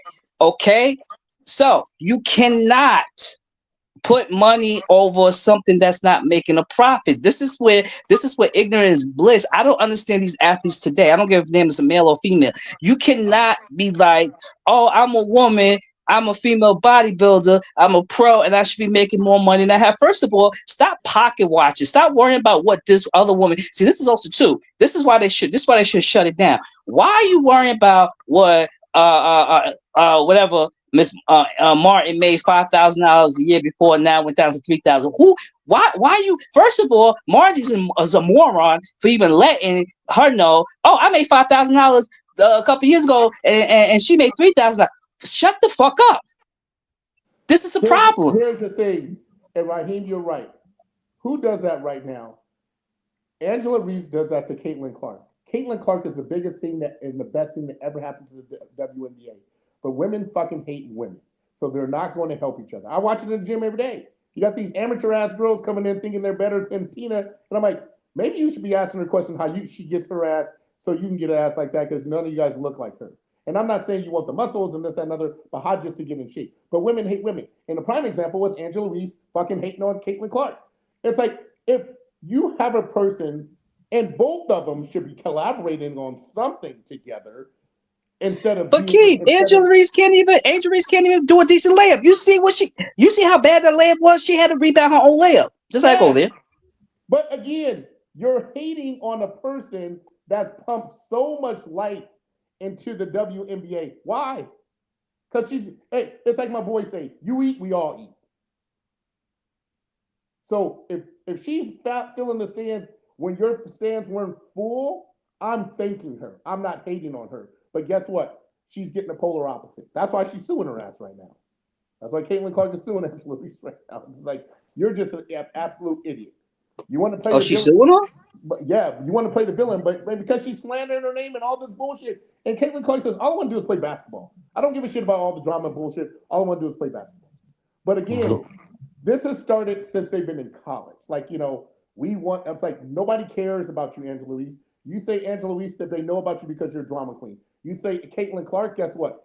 She is worldwide and almost a billionaire already because who she is and what she's done for the sport.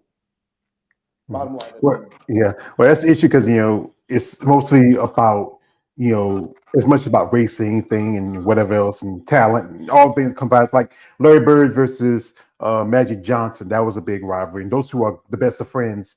Now today. Here we got a comment. This is coming from a man, Damon J. Shout out to Damon, who's sticking in here. It says, it's a shame that Miss Olympia was taken down in the year 2015 because after Iris' retirement, and Lena could have been Miss Olympia champion. But here the thing is, they could have made Alina champion in 2014 or 2013, but they were going by the standards what they went by judging. And everybody keeps blaming Iris, but if you look at how the division evolved, let's put some blame on Kim Zaveski. When the last Olympics, she did a 99, how she was huge, Or you want to put some blame when instead of in 2000, where instead of just let's have one Pacific champion for the entire women's bodybuilding division, they split and had two: Andrea Bashit, Valentina Jepiggin. They could have just went with Andrea because she was popular by the people, or it could have went with Valentina because she was more what the judges and what the higher ups wanted. But they split the baby, and that was a mess. Julia Berger comes back out of retirement, and she had competed for almost 15 years that time. And also, it is a money thing. It's always a money thing. I had some people say, "Why not do a GoFundMe?" That's not going to work because if you do get enough money, it's just going to last for that year. What needs to happen is together has to be some people who want to step up and say, you know what? If I don't get much return out of it, hey, I can write it off. People can write off the taxes. It's a very popular thing now. You have a president that's very favorable to the rich, but all you got to do is get enough people to talk to the promoters. So, hey, we have the money and the funds. We can have somebody be like, good example, David. He's speaking about forums, really growing. Put him in the forefront. He can put his symbol as one of the sponsors. another lady who I know, Eunice, Bad Rap. If you put some money behind Bad Rap and say, hey, Bad Rap wants to put some money up, we're going to sponsor Bad Rap's, they're going to sponsor it, they're going to be the front for it. There's guys out there and know you're fans of this division. But I understand again, you don't want to feel like get pointy at, but all you got to do is get somebody to be a representative. Pick somebody you know that their brand is something you can put around and maybe represent. And you're right, George. And now here's why I say that. Because think about this. Why did Jake get, and I say this again, why did Jake get involved in women's bodybuilding? Because of Melanie. Because Melanie had that page, remember that all the girls she had on her website, and all this other stuff, doing all these things. Her and Jake became partners and all this other stuff, and became huge. Well, Melanie was a women's bodybuilder, so he had somebody in his ear that could say, hey, if we do it this way, it can take off. And it was great for, 2, 3, 4, 5 years. It was great. Things were going good. Linda had her shows. Alina didn't have many shows, but the sport was going in a good direction. What started to happen is when Melanie got sick and went away, and she wasn't in Jake's ear. And this is coming from Melanie. She says, again, this sport will be gone in 2 years because when you got males in your ear that don't give a shit about women's bodybuilding, and you got no females in your ear, the person, and honestly, the people that should really be in Jake's ear, but I don't know what the relations, the dynamics of the relationship is Linda, Alina, and probably those two. But really probably those two. And Andrea. And Andrea. And Andrea. And should be in his ear, like, look, this is what we need to do to pump blood back into our sport. But I think Jake is so disconnected from women's bodybuilding now that, and with the other people in his ear, that it's just a matter of time now. Because, again, these girls are very self-absorbed. And I remember even a girl who, I won't name her name, but, we talked about her a lot. We were at Savannah or Norfolk, and just the way she spoke and talked about how much more money she should get and how much. I'm like, what are you doing for it? What are you actually doing for it? You're not doing shit for it. I wish somebody would pay me $300, $1,000 a day to stand at a booth, to sit there and smile and greet people. And that's what I get. I have appearance fees from my Type Nutrition, my sponsors, who pay me X amount of dollars. But guess what? I'm shaking every person's hand. I'm signing pictures. I don't charge for pictures. I'm very personable. And that's why people want me to come to these promotions for my sponsors, because I'm a very personable person. These girls are not that way, and that's the problem. And part of it is like, Mel said, these girls look at these guys as smalls. But here's the thing. We keep saying this one thing, and this is one thing that bothers me. There's somebody out there that has to be that likes the sport and out there who will be willing to put up the money. Those are the schmoes. Those are the schmoes.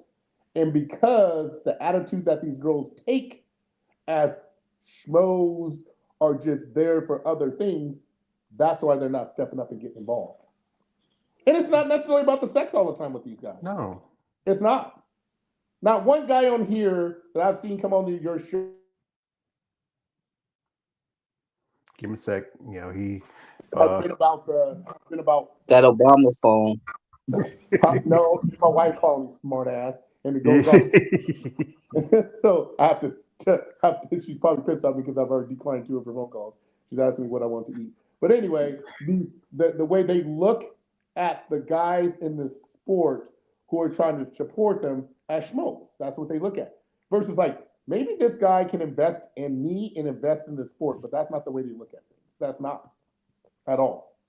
And I didn't even know the word schmo until like Mel and other people. So I'm like, what the hell is a schmo? And that's a guy who follows women's bodybuilding or something like that, who they have this ideology about who this guy really is, but sometimes it's not. So you're telling me Jake, this billionaire guy, was a schmo? I said, but he put his money where his mouth was. And the only reason why he put his money where his mouth was because he had a good relationship with Melanie, and it really took off and promoted. And then he had people like, when you got money, everybody listens. Tim's going to listen, Jack's going to listen, and all these people. But then when that money starts getting, like I remember when he started pulling, Wayne the Strength pulled out of Jack's Atone shows, things changed. Now maybe Wings of Strength is not sponsoring, or not collaborating with, Tim Gardner Productions. So maybe that's it. So these are the things that we really got to look at the dynamics. Like, why is these things not happening? Because Wings of Strength was so involved with women bodybuilding when it came back. But even Chad Nichols and Chip Krzyzewski was like, they were pissed at at Jake because the Pink Fest was for breast cancer and all this other stuff. And and one person's like, what do we get out of this? I understand this for breast cancer and all this stuff, but if you're really not promoting the sport, that's why they only really have 3 shows now, because they really weren't promoting the sport. And you got to understand, this industry is what have you done for me lately? That's what this sport is about. What have you done for me lately? And if you ain't doing shit for me, then it ain't happening. And at the end of the day, I will always revert back to Samson Dua. If you go to look, if you guys ever get a chance, I'm telling you guys this, go look at that dude's page. Go to his Facebook, go to his Instagram, go to his TikTok. This dude self promotes the shit out of himself. Unbelievable. I'm a big fan. I'm a huge fan of Sense just because I even sent him a message after my last show. I said, because of you, I got back into the sport. I told him that because he was that inspiring to me. Mm-hmm. And I've been a pro way longer than him, but because of the words he said, the way he lives his life, the relationship he has with his wife, and et cetera, et cetera, et cetera, he's that dude that people should that pay attention to him all over the world, and he's in London, that other bodybuilders are now taking heed to him. It's like, I need to start doing this if I want to be on this level. You gotta make yourself marketable. You gotta put yourself out there. You can't be afraid. You can't be worried about what people say. Like the quote my man Bernie Mac. If people don't like who you are, boy, fuck them. Yeah. Just be you. Go out there. Politic. Shake hands. Kiss babies. Really, really advocate for yourself in division. And so again, it's gonna take those guys out there who are fans of women of female bodybuilding, who are fans of women of muscles. One platform, as you said again, is OnlyFans. And I know fighters in boxing and mixed martial arts and bare knuckle. OnlyFans sponsor them.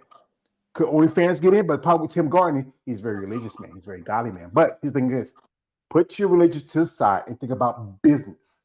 Because not everybody does the hardcore porno stuff on OnlyFans. Some girls do PG to rated R stuff. They'll go that extreme. It's a platform.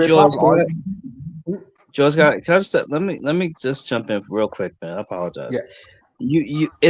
It's commendable that you're talking about sponsorships, OnlyFans, all the stuff that can promote it. But we missing the key issue, and I'm going to reiterate the key issue.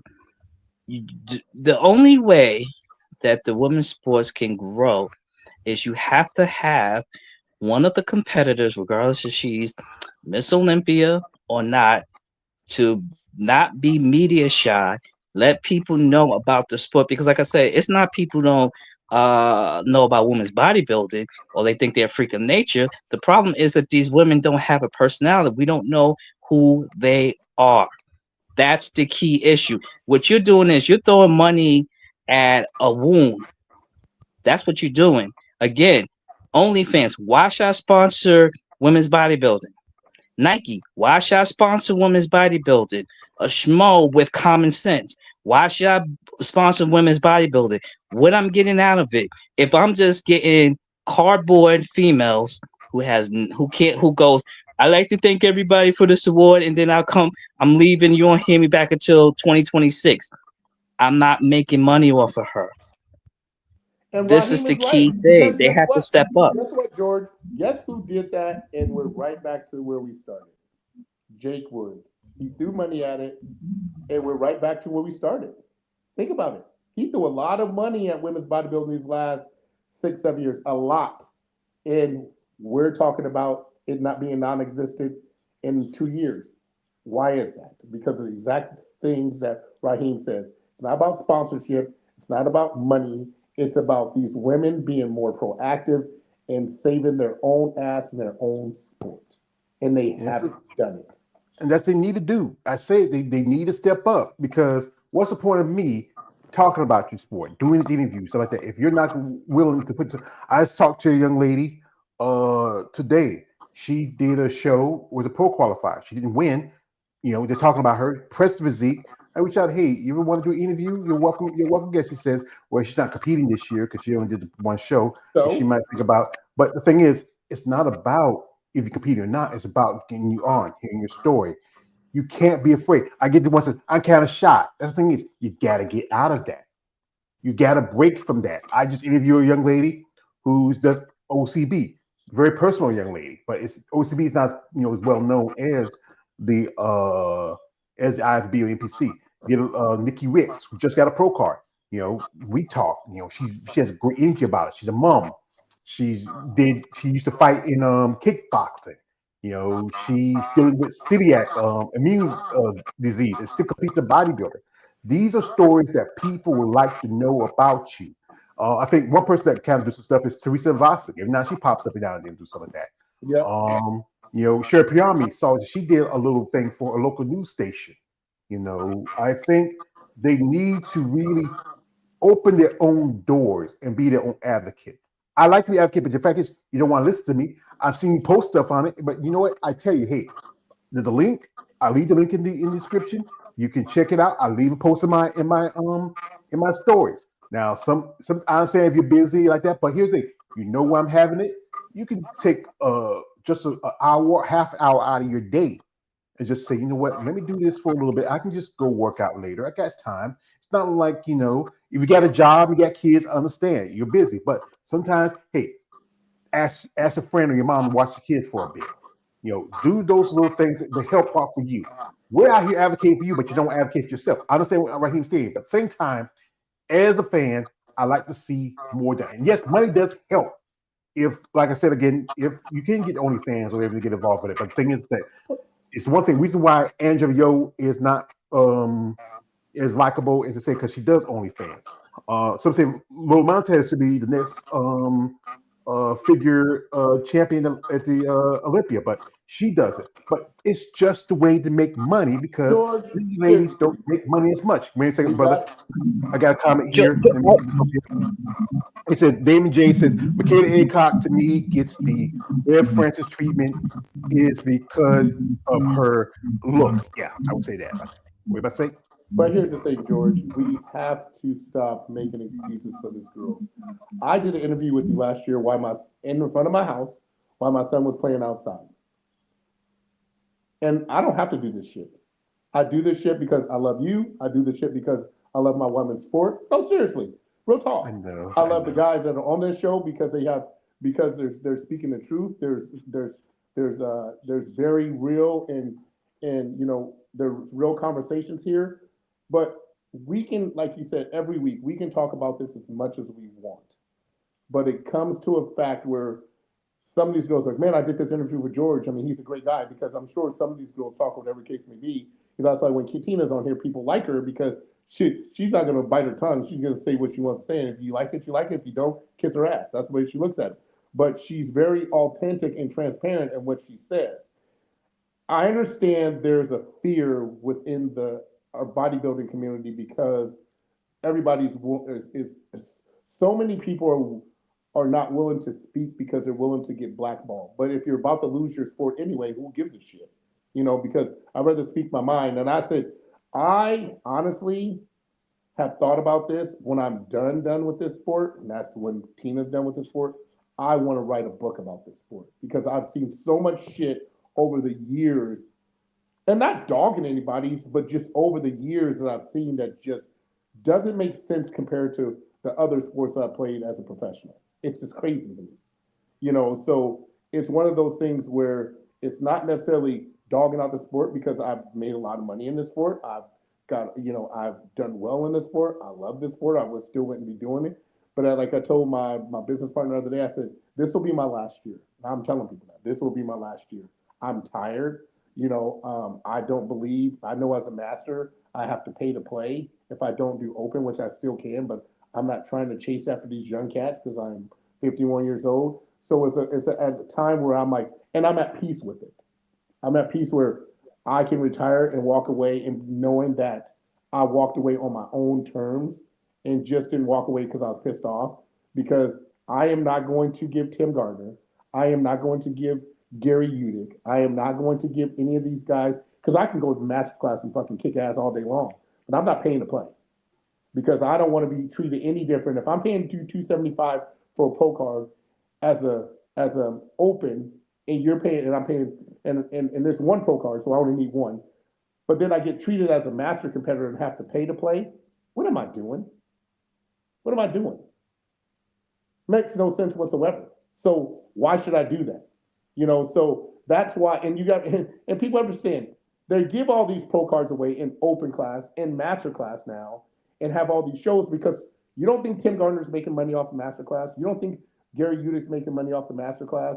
You don't think the IFBB is making money off the master class, because they're getting $275 per card, and they're getting whatever money that you have to pay to be a master to go into these bodybuilding, classic physique, women, whatever shows as a master competitor, which at the end of the day makes no sense to me because I'm like, a pro card is supposed to be a pro card, right? And it's not a pro card because you should say, hey, you can get this pro card as a master, but understand that if you get this pro card as a master, you're still going to have to play. But so in essence, you're still kind of you're a pro amateur because I'm paying still to play. Because I had to pay as an amateur to compete, and I'm still having to pay for my pro card now and the master class that I compete in to play. And that just makes no sense to me. And I've thought about this for a long time. I'm like, why am I doing this? Why am I paying to play? And I've only done a couple of master shows and done well, but why am I paying to play? It makes no sense to me. But I get checked. But at the end of the day, a pro is a pro. The last time I checked, but in this sport, it's not the same. Yeah, it's just bodybuilding is just a very unusual sport. It's just no one really understands the details of it. And then when you want to really try to advertise it more, as I hear people like, who's who. But it's up to these competitors to fight for it. Because like the old saying, I'm always told you, a closed mouth does get fed. And if you complain there's not enough shows, where he's due. Like what Whitney Jones and Satan and Andre did to create a Triple O dynasty.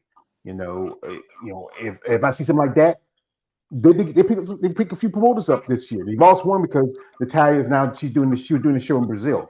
If you're gonna find somebody, say, you know what, if I get a return on it, that's good. If I don't, you write it off. But I know I'm saying you want to make your money for business, money like that.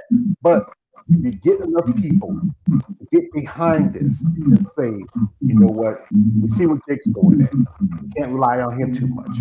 Let's find somebody who's really, really want to give us opportunities. And also, we as competitors need to step up.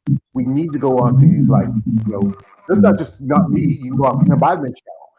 Dave Palumbo, David. I know D-Down Spot. He's not doing it anymore.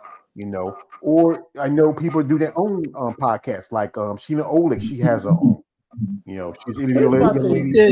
The problem is too. Can I interject real quick? The problem is too. Stop going on bodybuilding podcasts. Go on regular podcasts. Again, you have the Triple O Dynasty coming up in another week and a half. You have so many. This is what it reiterates. People do not. Let me explain this. I hope all the female bodybuilders watch your show. Female bodybuilders, let me explain something. You're not an anomaly. People do not see you as a freak of nature. They don't know you. That's the problem. In your headset, you're thinking, "Oh, I'm a freak of nature." No, you don't. No one knows who you are. We only the bodybuilder community knows you, and that's it. You keep yourself in that one circle, and that's it. You have a big event that's happening in Arizona on April 5th. Why are you not on these podcasts or radio station in Arizona promoting the Triple O Dynasty? This is when you promote things, people come out. That means you get more monies in your coffer. You get paid.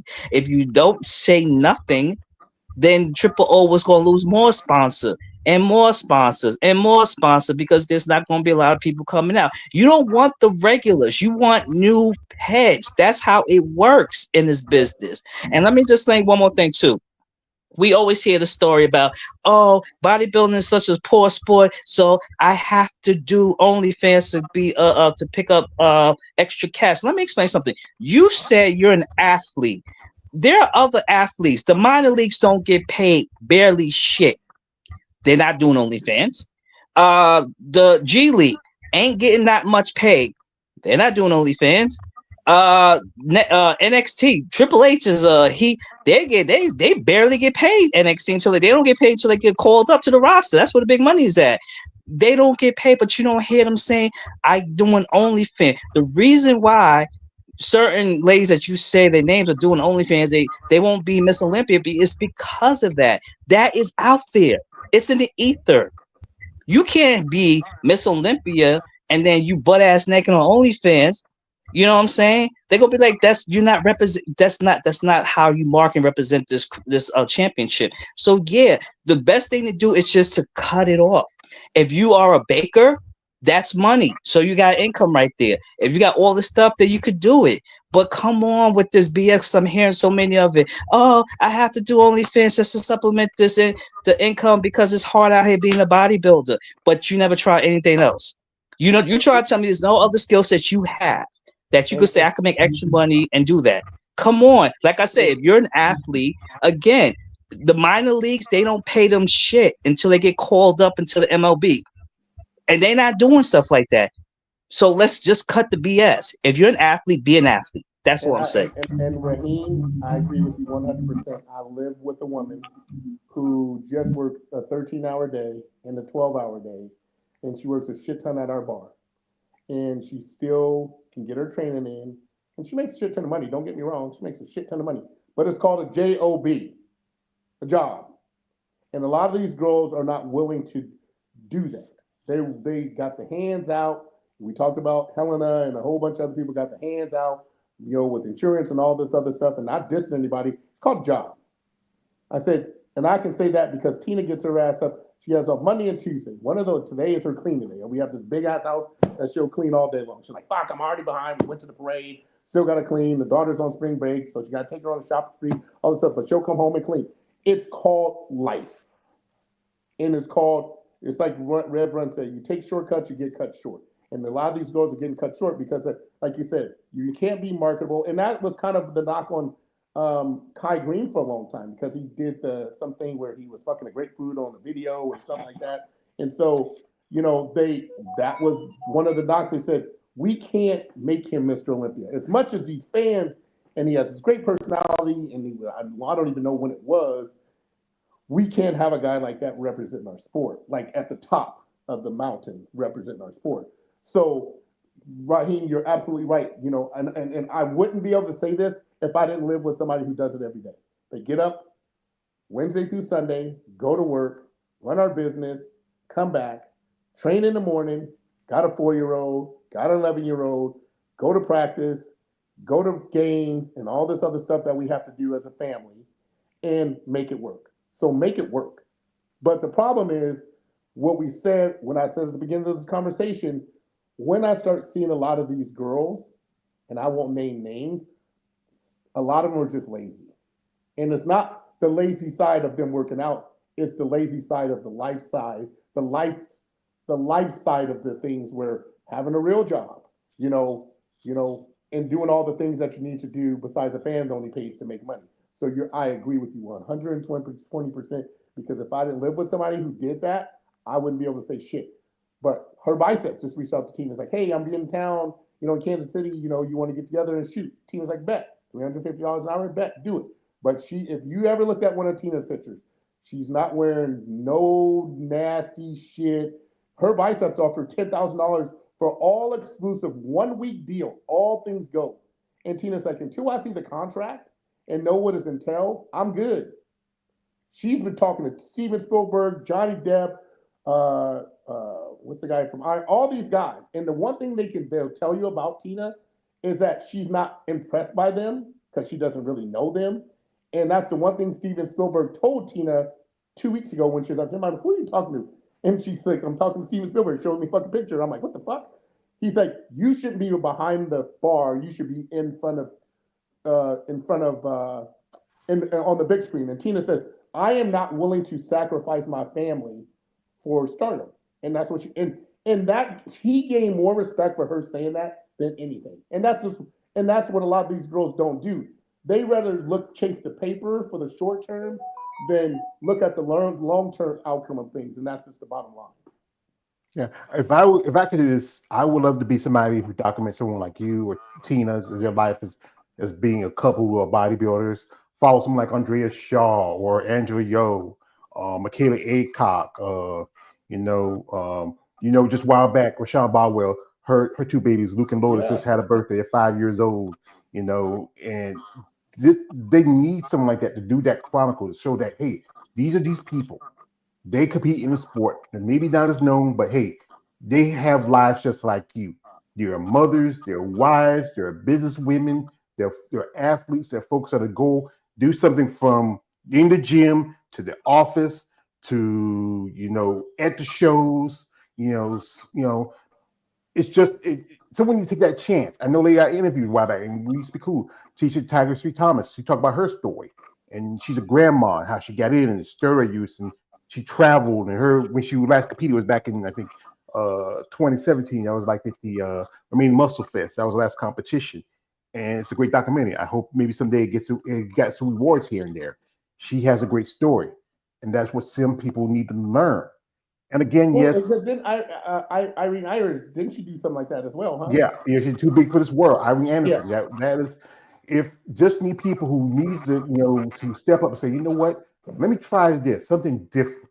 Because these are just not the everyday women. These women are not what you see typically. They're athletes, their mothers, their wives, the business women. They are doing something that most 99% of the world don't know about. Well, and it's just our sport in general. You know how many people think I work out all day? I say my workouts consist of maybe an hour and a half, 2 hours a day. I got other shit in the world to do besides being in the gym all day. I got clients that I train. I got myself I got to train. I got my daughter I practice with twice a week softball, twice a week basketball, a 4-year-old. I got more. I got still 22 hours in a day to do other shit. It's just not about. But when people see us, that's what they think, because this embodiment of work, which is a compliment to a certain degree, that's all they think we do, when it's just not what I do. I'm like, I got other shit to do with my time in my life than to be in the gym all day. Not unless I'm training clients. If I'm training clients all day, that means I'm making money.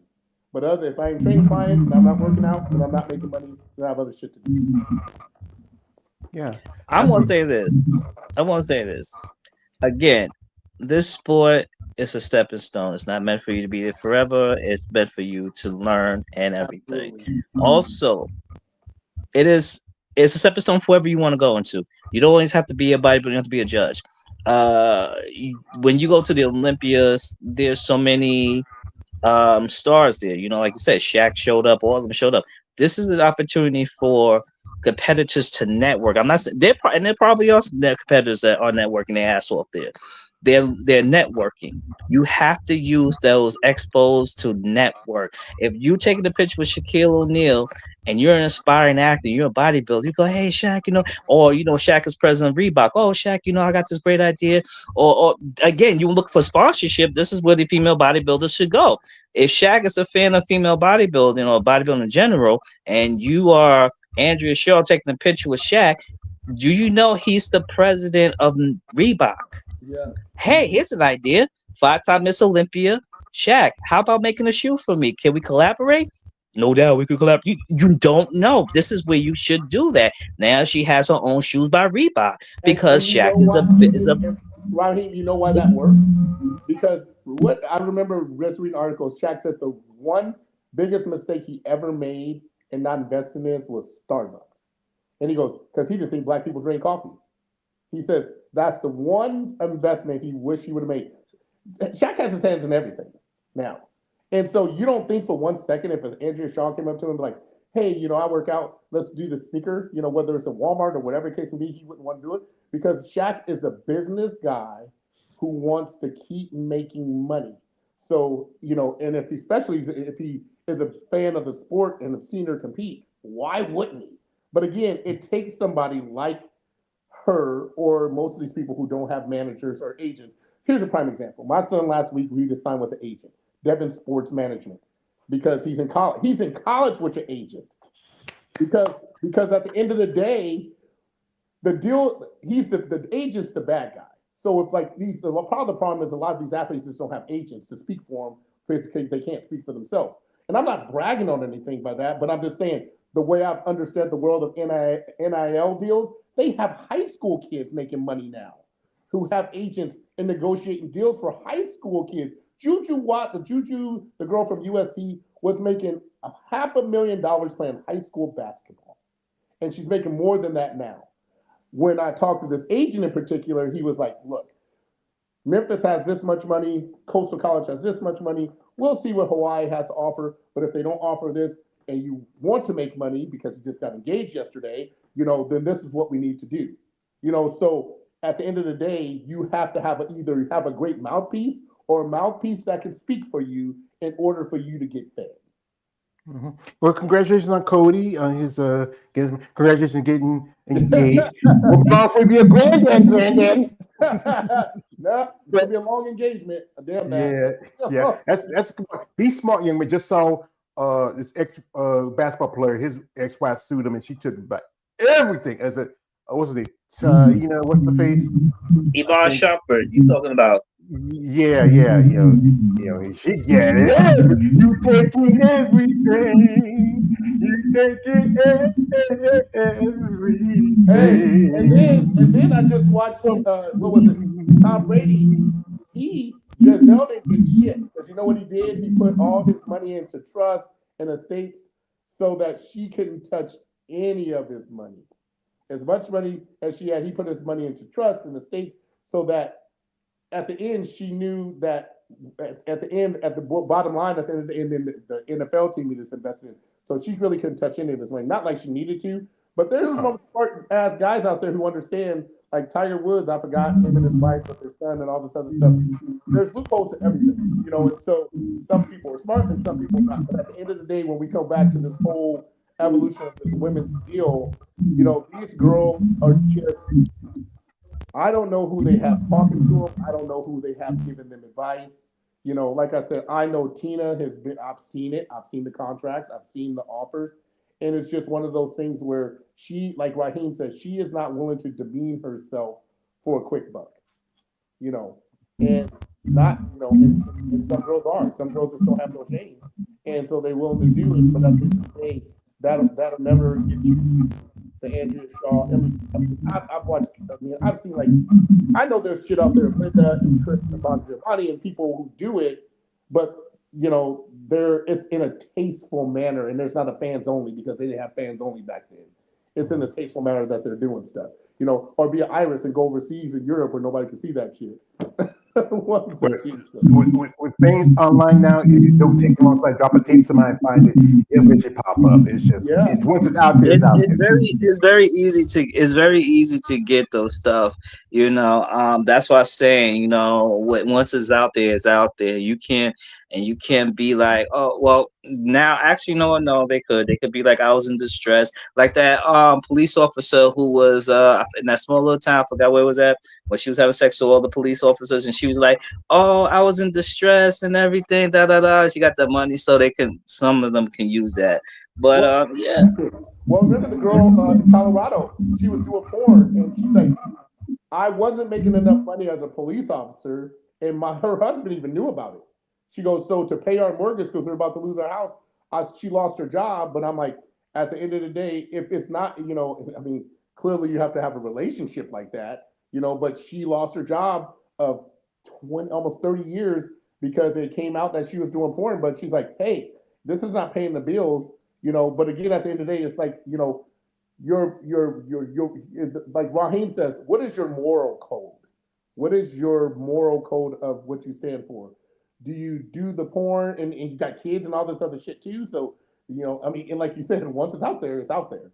So again, you have to live with that. Your husband has to live with that. Your kids have to live with that. So there's more to it than just yourself. But also the big thing is you not only that, just make it real quick.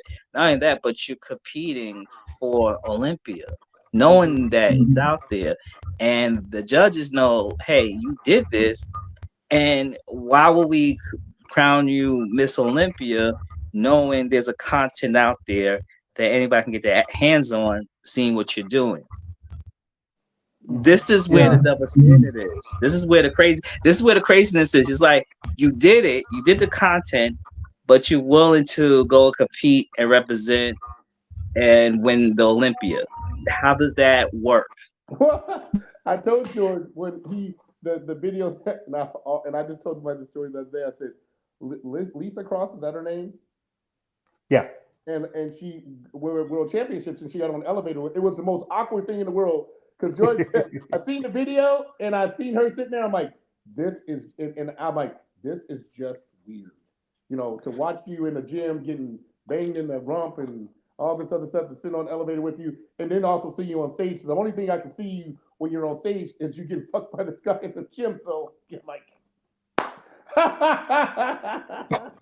so again, I love you, Raheem, because all your points are 100% valid on what you're saying, and it's people just don't think things through when they do things. That's the bottom line. That's the bottom line at the end of the day. So yeah, but what that is, you don't ever you again tell my girl don't have personality. Don't you ever in your life? No. Don't get me wrong. I'm talking about him. Oh, yeah, not you, brother. You know, Okay. Hear me out. If she does have it, she's not showing it. That's the difference. Again, she's the San Antonio Spurs of women's bodybuilding. You got all these championships, but no one knows you because guess what? You don't have the charisma or you don't have the personality. And guess what? That's how people remember you. So in that time when she goes riding off into the sunset, 10 years from now, no one will know who she is. Because guess what? She didn't have that personality. She had the personality. She exposed it to people behind closed doors, but not to the fans. That could be like, oh, she's a cool woman. Oh, she's very down to earth. Oh, she's funny. Never did that. She only do that to behind the scenes. I'll say this, Raheem, on George's and Andrea. She, with the sport that she's very popular. It's growing her brand. That's the problem of not broadening her horizons to other things, to other possibilities that are out there for her. If that makes sense. Mm-hmm. Yeah, so in the sport, like people love her. I mean, I love her. When I first met her, I'm like, God, this girl's so humble. She's so sweet, and this and other.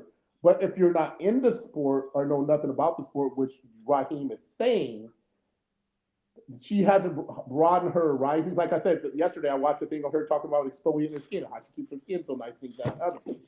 That in itself, she like with Maybelline and all these goddamn chemical commercials, and she said she does exfoliating peels. Why aren't you on one of these commercials, doing skin shit? I mean, that which Raheem is talking about. If you could do a documentary on like how do you take care of your skin and all this stuff on your Facebook or Instagram, that should be on that kind of stuff should be on TV as well. So and also she has a YouTube channel. That's something she can do. She really, I think one thing she does need is some management, some handlers. Somebody say, hey, Andrea, we got this. You have a great look to you. You're very appealing. You have a strong followership in your sport. We want to expand you out into the world. We want let's go on. How many subscribers? Yeah, I don't know. I think it's at least about in the double digits, I believe. I gotta check, but it's if she can go on, like let's go on something like The Talk, or we go to Sherry Shepherd, or we go to Jennifer Hudson's show, or go on ESPN. Most definitely where that Sports Center, and celebrities that like I remember I saw a picture of Isabel Terrell with Ric Flair, woo, the Nature Boy. And that's somebody. Yeah, wrestling has quite a few bodybuilders who transitioned over to that sport. Melody, she was wrestling for a good bit, but she never hit the big time like people like Trish Stratus, or look at John Cena, or can't forget Dave Bautista. He started in bodybuilding, went to wrestling. Now, Guardians of the Galaxies and other movies he did over his career. It's just that it's about taking a chance. But the problem is some people are afraid to take a chance and they feel comfortable in their own little situation. and you got if you don't do it. Yeah, if you don't do it to the opportunity, you never know. Like Kale mentioned how Corey Houston, she did a couple of movies. She was in the movie with Van Damme, a couple of movies of that, and did some TV shows. Rich McLesh did the same thing. Leah Aviak, Sue Price, she was in this series called Nemesis. There was Keegan Clive back in the day.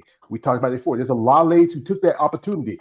Ray Holett, who did American Gladiator, she was in the movie Skin Deep. It's just about seeing that you got to reach out to the people, put yourself out there, and don't be afraid of rejection. That's one thing women are afraid of is rejection. Men, we're used to it. We're used to rejection. Used to saying no or getting turned down. It hurts, but we roll on, keep trying. Like my man Rocky Balboa, it's not about how hard you can take the hits. It's how hard you can, how you can hit. It's how hard you can take the hits and keep moving forward. You gotta keep moving forward because that's how winning is done. Because life will beat you down. Yep. If you let it, but you can't let it. We have here a comment here. Shout outs to one of the guys we here. My man KL, the one we're coming through. He says, shout out to these ladies that put themselves out there. Appreciate that, brother. Thank you for coming through. So, gentlemen, this was a great discussion. Yeah. I just wanted to get a little, because this is one of the few shows when women's bodybuilding was getting cut from the Arnold, from the Olympia, from other promoters. This is one of the few shows that still had. And I understand the business aspects of it. But as a fan, I feel like, as I often say, another promoter, another sponsor, whoever else who walks quietly behind women's bodybuilding and stabbing in the heart. If no one else is not willing to fight for them, like I said, I posted, hey ladies, Dave, he shared it on his because I tagged Dave. I tagged a couple of people. They shared it and they comment. But if you know this is the problem, like I saw somebody make comments, then come on and say something. What's the point of me saying that? You don't want to fight? What the fuck of me? Why should I do it? Why should I? Why should I care? Maybe I should just close down this thing, move on, focus on other shit. There's stuff to talk about. But this is something I like to talk about. I like to do interviews. I like to reach out to you ladies. I like to hear your stories. I love our conversations. We stay in contact. Like I said, a lady who I knew, we good friend. I sent her a package. She sent me an email. She said, thank you for sending the package. Because she was going through some hardships. She's got a hospital about a month ago. I said, hey, I want to see you, so just let you know that I care and see you're all right. Hey, George. Sorry to interrupt. Maybe you should abandon it. You know what? Focus on men's bodybuilding. Let's see how many men competitors come up to your show. Maybe you might get you never. I'm saying test run and see what happens. If you get Mr. Olympia come up to your show and he's willing to sit down and talk to you, then hey, this is where I need to go with my channel. Well, that's a good point. But like I said again, I'll be looking at you guys like that. We'll fix you, big bro. All right, guys, I gotta go. I got my barber here, so I gotta get my hair cut. So all right, see you later. So I'll see you guys next week. Yep. Yeah. Bye. Yeah. See you later, but I appreciate that. We have a comment here from man. Chaos says it could a part 2 on the subject with the ladies. Well, you want to do for your channel, we can do it because you have a channel. You can talk about it also. Don't be afraid. Also, you could have another channel. Yeah, I don't know. If I could, I know I had another channel before. It didn't work out. It got deleted. It's hard with the men. Yeah. Well, the men are, I just, not so hard with the guys. Depending. If you talk to the right guys, I had guys on here. I had Autumn Piari, who's now IIP Pro. That's Oksana Piari's husband. I had my man Sean on here before. I had Sean Nelson on here. I had Russ G. Those are photographers. I've done guys before. Sometimes, most times, more often, when I have guys on here, usually be couples, like with Keith. I remember a couple of people had here. Those couples. If I really, like I said, but the thing is, I don't follow guys as much, and I don't know who to start with. I might start with some amateurs. Just saw Bina's husband, Nicholas, just started following me. Maybe I can get some guys on here. But as most of the guys who follow my channel follow the women, and that's the fans. And this is a niche for me. I'll probably just be another person in a way. Maybe I might pick up some more subscribers, maybe. But I got to like what I'm doing. If you don't like what you're doing, it's not fun. He says, they're not checking for me like that. It doesn't matter, brother. I'm checking on you. He says it's hard for you imagine me. Yeah, yeah. But like I said again, this is a process. It takes time, and you don't want to be too much of a job. When doing this becomes too much a job, it's not fun anymore. And the guys, we might talk about stuff, maybe I get some stuff and understand some things, but I think it's a lot more fun. Like I said, I like talking to women. I worked with women a long time. I enjoyed this pleasure. I don't have issues. Me guys are cool, but I enjoy talking to ladies because they really, that's why I'm expanding myself. I've even reached out to bikini competitors.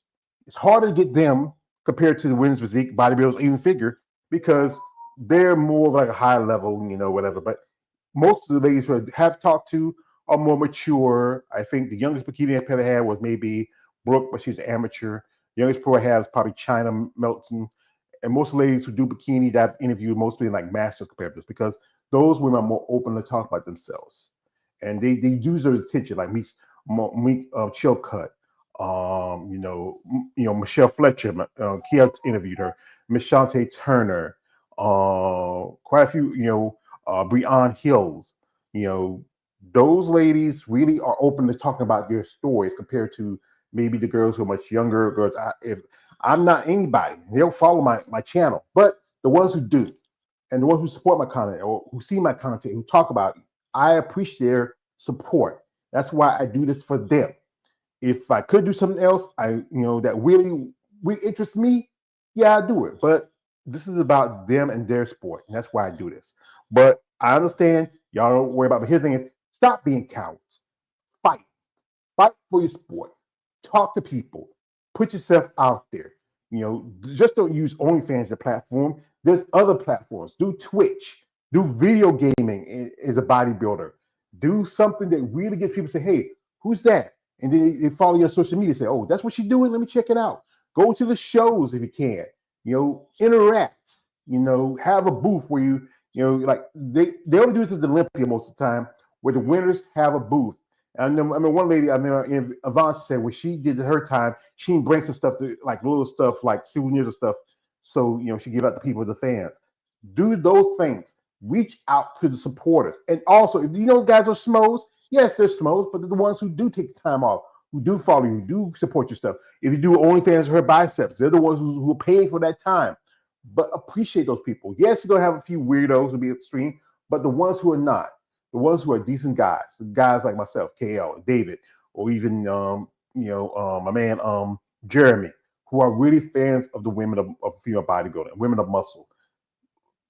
Just show your love because we're showing it back to you. We want it back in return. And also, again, take the risk. Like my man Keith is like, if you see a major celebrity at an event, like Shaq was at the Olympia, Shannon Sharp was there. Ric Flair, any kind of celebrity movie star, who is a fan, talk to him, network a little bit. And I said again, go to these go to a radio station, go to like Charlamagne the God. That's what if Andre would do that, go to Charlamagne the God, or go to these other platforms that are outside of bodybuilding and talk about yourself and the sport. Do what Raheem said. Advertise yourself. Look at this. It's not just also a sport, also a business. It's a stepping stone. Look what Arnold did. Look what guys like Steve Reeves did. Look what guys like Lou Ferrigno did. Look at the men. They'll get more consideration because they're men. Everybody like the big, freaky, muscular dudes. They like them. That's they like the He-Mans. They like the monsters. But you ladies, you need to represent. Also, be Beauty and the Beast. That's what you gotta be. You gotta be both. You can't be just one and the other. Sometimes you gotta be both. Beauty and Beast. Because you know what? People love you for being a beast, but also you draw them in with being the beast, but they love you for your beauty. It's not just your booty, it's your beauty. Yeah, my man Mike Ep said it Friday after next. But folks, like I said again, I am only a man with a small YouTube channel with over a couple thousand subscribers.